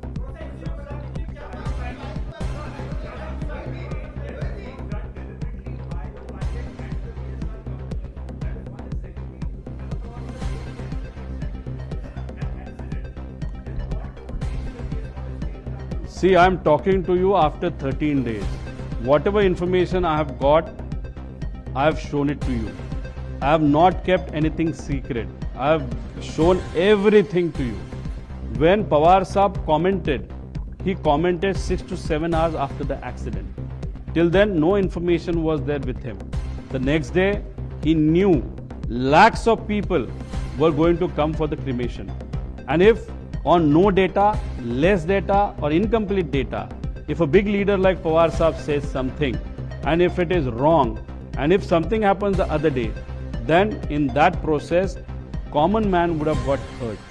So looking at that, he must have stated that, and after 13 days, after going through all the papers and information what I have got, though I am not in power, but whatever information I have got, I have presented in front of you. I got little better time, but if I have got little more time, I may go in detail and get more information. But I am requesting the state government and the central government that you are in power, you have got all the resources.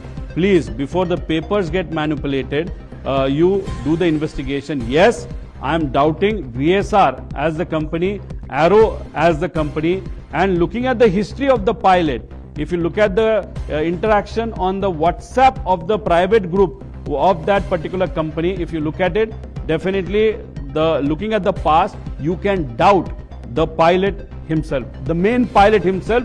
I am not talking about the co-pilot. I am talking about the main pilot.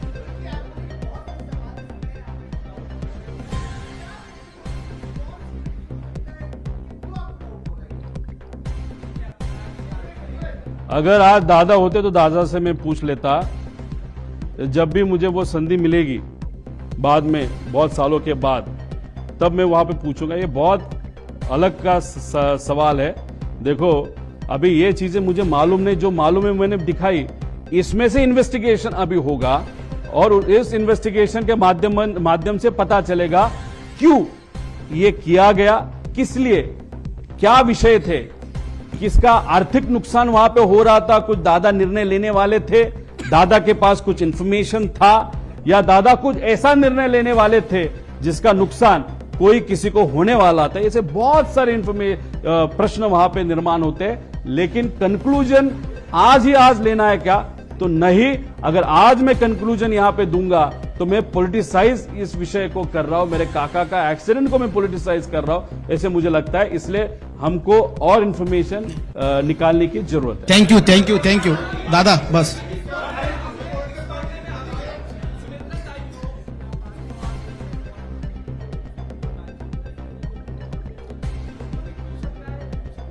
देखो, आज अमोल मिटकरी, बाबा पाटिल, फिर ठोमरे ताई और कुछ उनके जो पदाधिकारी, मुझे अमोल मिटकरी तो आमदार है, वो हमारे पक्ष के आमदार नहीं है, वो अजीत दादा के पक्ष के आमदार है.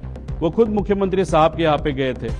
अभी डेफिनेटली उनके पक्ष में भी चर्चा है, तो उन्होंने पार से पूछा होगा, उन्होंने काकी से पूछा होगा, फिर उन्होंने सीएम के पास वो गए होंगे, तो डेफिनेटली उनके इसमें भी चर्चा चालू है. और दूसरी बात, ये प्रेजेंटेशन मैंने इनको दिखाया कि उनको दिखाया? ये प्रेजेंटेशन मैंने और मेरी टीम ने बनाया, इसलिए मेरे को किसी को दिखाने की जरूरत नहीं. जो मुझे लगा वो यहाँ पे लोगों को वहां पे मैंने दिखाया.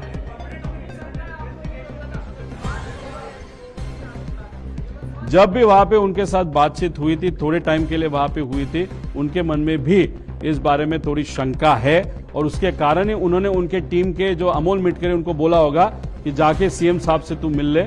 मैं अलग पार्टी का अलग कार्यकर्ता हूं, लेकिन काका तो मेरे भी थे, अंकल मेरे भी थे, इसलिए मुझे तो डाउट है. ये प्रेजेंटेशन के माध्यम से जो आज तक आपके सामने नहीं आया, वो मैं लाने की कोशिश वहां पे किया हूं.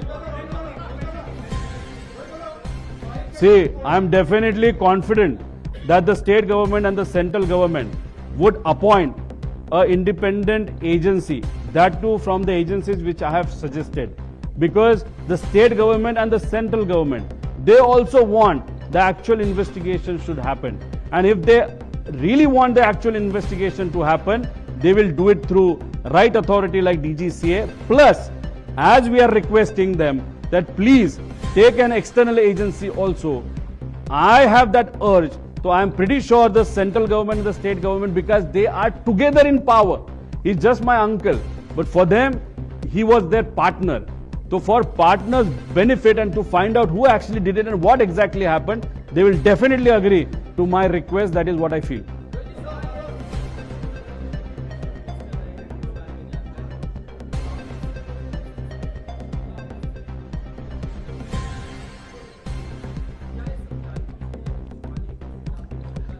देखो, हमारे लिए यह एक्सीडेंट क्यों हुआ, दादा के बारे में ही ये क्यों हुआ, इसके बारे में हमारे मन में बहुत शंका है।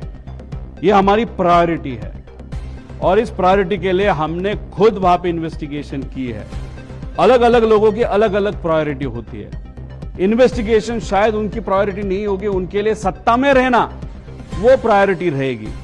इसलिए उन्होंने जल्दी से जल्दी शपथ विधि, वो सुनेत्रा काकी को इच्छा न होते हुए भी जल्दी से जल्दी शपथ विधि कैसे हुए, उसके लिए उन्होंने वहां पे प्रयत्न किया। अगर उनके इतने कांटेक्ट है, वो इतना, अगर वो पहले एविएशन मिनिस्ट्री वहां पे रहे, एमआरओ उनका खुद का है या उनके पार्टनरशिप है, मतलब मेंटेनेंस कैसे होता है वो उनको मालूम है, और वो दादा के दोस्त थे, दादा के साथ वो रहे हैं, तो